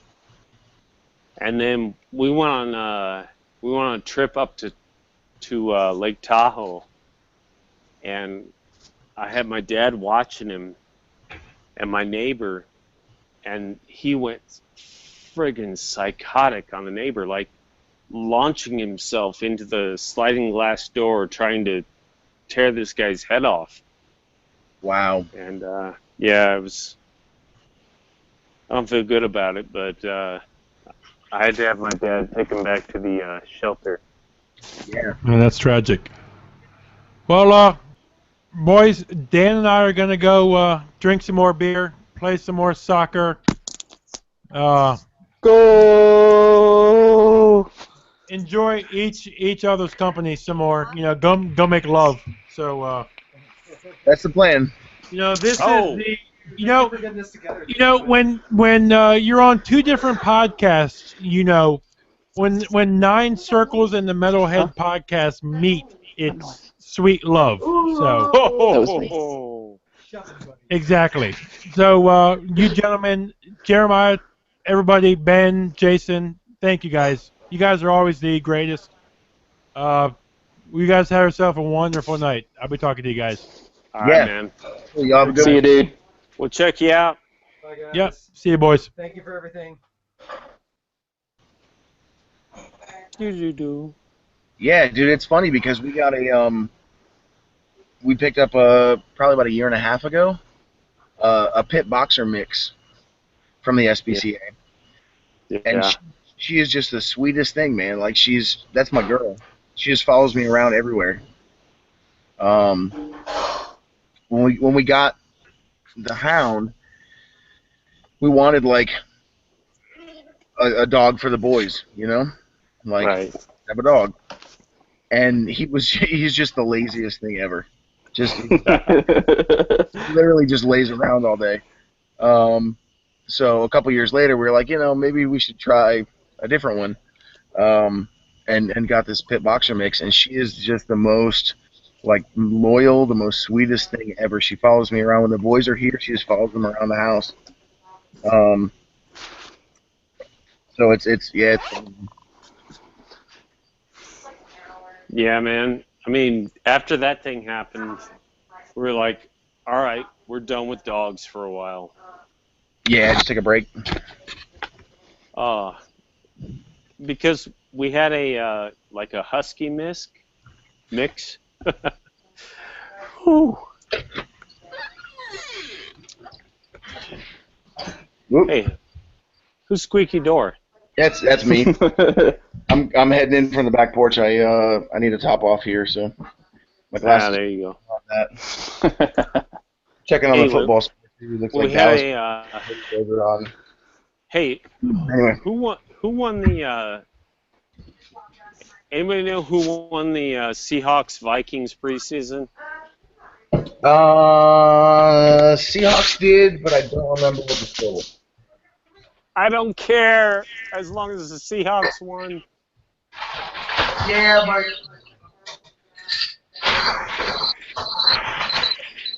Ooh, sounds like ice. yeah, top it up ice. Yeah, see, but like Teddy Bridgewater didn't play, Adrian Peterson didn't play. Of course not. Russell Wilson played, I think, 2 or 3 quarters of that game. Did he really? He got sacked like 4 times. I think he played the first half and got sacked Jesus like 4 times. Christ. Hey, come on. Let's go. He needs to stay out of trouble. Keep him in here. I gotta clean up a mess I just made. Did she make a mess? Just keep him in here. Franklin, come here. Anyway, Jay, I was telling you, we had the husky misk. I keep saying misk. Misk. Because I'm a little bit drunk. You just need another beer, that's all. That's all. And that thing was like knocking my 2-year-old over every 10 minutes. Boom. Boom. And then Like- we got, Trying to play or like being mean or what? well, it didn't matter because he was like 2 years old. So the dog runs up and goes boom and knocks your 2-year-old over. You're like, okay, we'll try to deal with this. And then after about 2 months, it was like, all right. And then we got that cocker, and it was like, Jesus Christ. But I want another dog so bad right now, man. Dude, and if you're getting them from the pound or from from the SPCA or some kind of rescue, it really is just a mixed bag. You might get one that has some trauma, and like the first one that we got, and then you might end up with like this Lola. She's the pit boxer mix. She's just the sweetest thing ever. She was obviously like from day one, like she begs at the table. Whoever had her before was just spoiling her rotten. And I do too. Like I feed them off the table if there's leftovers, and I spoil my dogs. But yeah, you never really know what you're getting. Yeah, we got super lucky with this one. He is the absolute sweetest little dog I've ever met in my entire life. He just, like, when we take him out on walks, he'll go up to anybody and just want to, like, lick on them and just say hi. Any dog, he'll just want to go up and just sniff on them, and he's super sweet, super chill, super skittish. Like, if we, just throw something in the trash, he'll, like, start freaking out a little bit, so he had to have been abused at some point. Yeah. Yeah. And it's different with little kids, too. Yeah. They react totally different. They think they're puppies, and they got to kind of put them in their place a little bit. Right. They're trying to establish their pecking order, and it's Yep. Yeah, and it was like, all right, this ain't happening. Yeah. Now that my kids are a couple years older, it's not like we haven't had any kind of issues in a couple of years. But when they're little and they don't know what's going on, and the dog thinks they got to, the dog thinks they got to teach them what's up. Yep. My neighbor's going somewhere right now. Where you headed, Matt? Want to be Steven Tyler? All right. He's probably going to place a bet. Is he a betting man? Yeah. There he goes. He's probably heading over to the... That's the weird thing about living in Vegas, man.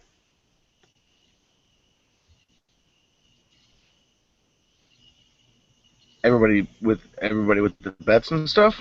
Just gambling? Oh, yeah. All the time, dude. Wait. He's going to talk to me. Nope. Now he's just cruising. Oh, he was just moving his truck. He's fucking with me. But, like, he's the guy that leaves his house at 9:30. Where you headed, man? I'm going to go place my bets. It's funny how how cultural that is. It really is. Because over here in Virginia, you don't really get that too much. In Vegas, you'll get it. In like the UK, it's just what you do. Just go slap a couple of bucks on whatever you feel like betting on that week. Whatever soccer game or whatever. So it's weird, man. I lived here for 27 years. 26, 27 years. I've never placed a bet. Yeah. I don't think I've ever, other than like the occasional scratch ticket when I was younger, I've never bet on anything. I've never played the lottery. Some fantasy football. I'll play in one or two money leagues, with some fantasy football stuff, but I got to split, dudes. Yep, it's all good, bud. Jay, you lasted the whole night. I did. I started drinking, and that's something that kept me awake. I think Becky may jump on here in a little bit. What? She just sent me a tweet. Said our girls welcome in your boys club. Oh, man.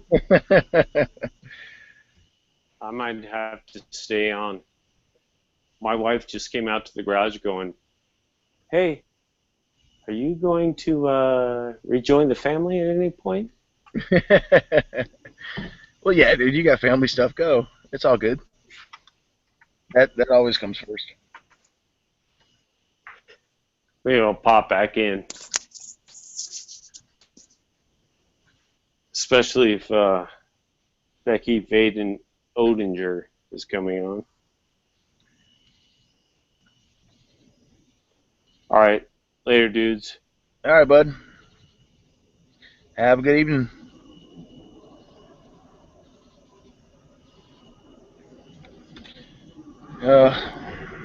How's married life been?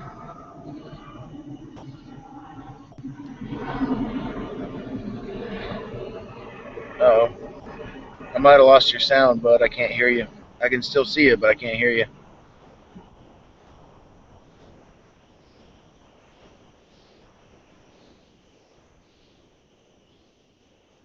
Muted, unmuted. Nope. Still can't hear you.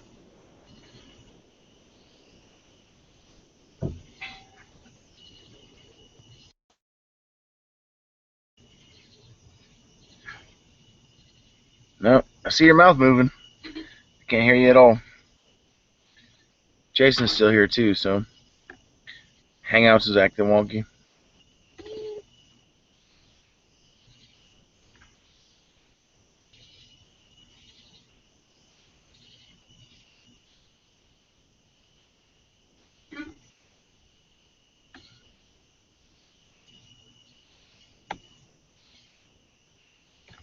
We lost all sound there for a second.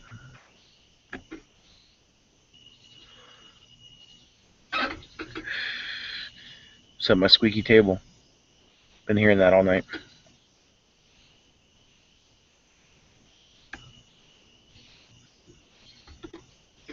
Uh-oh. Alright, Jason's gone, but I still can't hear you. I don't know if you can hear me. Okay. It's acting crazy.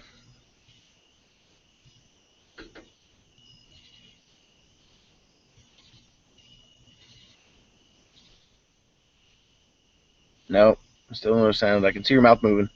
No sound. Might be the end of the night. Yeah, it's all good, bud. Technical difficulties. I don't know what's happening, but it's all good. Yeah, bud. Have a good night. Good talking to you.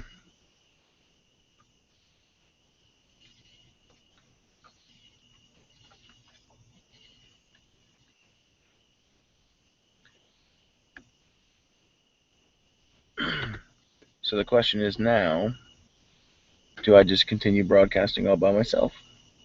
You guys can just hang out with me while I sit on my back porch.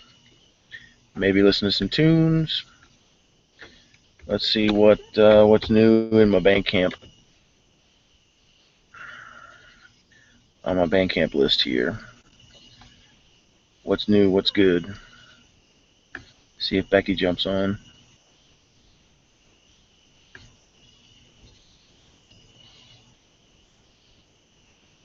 Waiting for it to load. Oh. What's this Gilded Lily?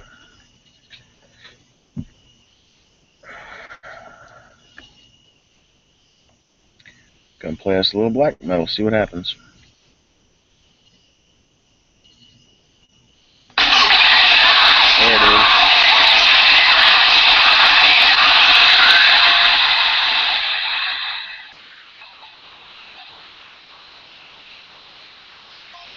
Dan Pike left. I'm all alone.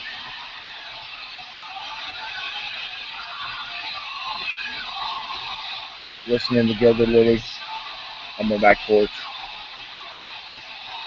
But I'm going to sign off. Y'all have a good night.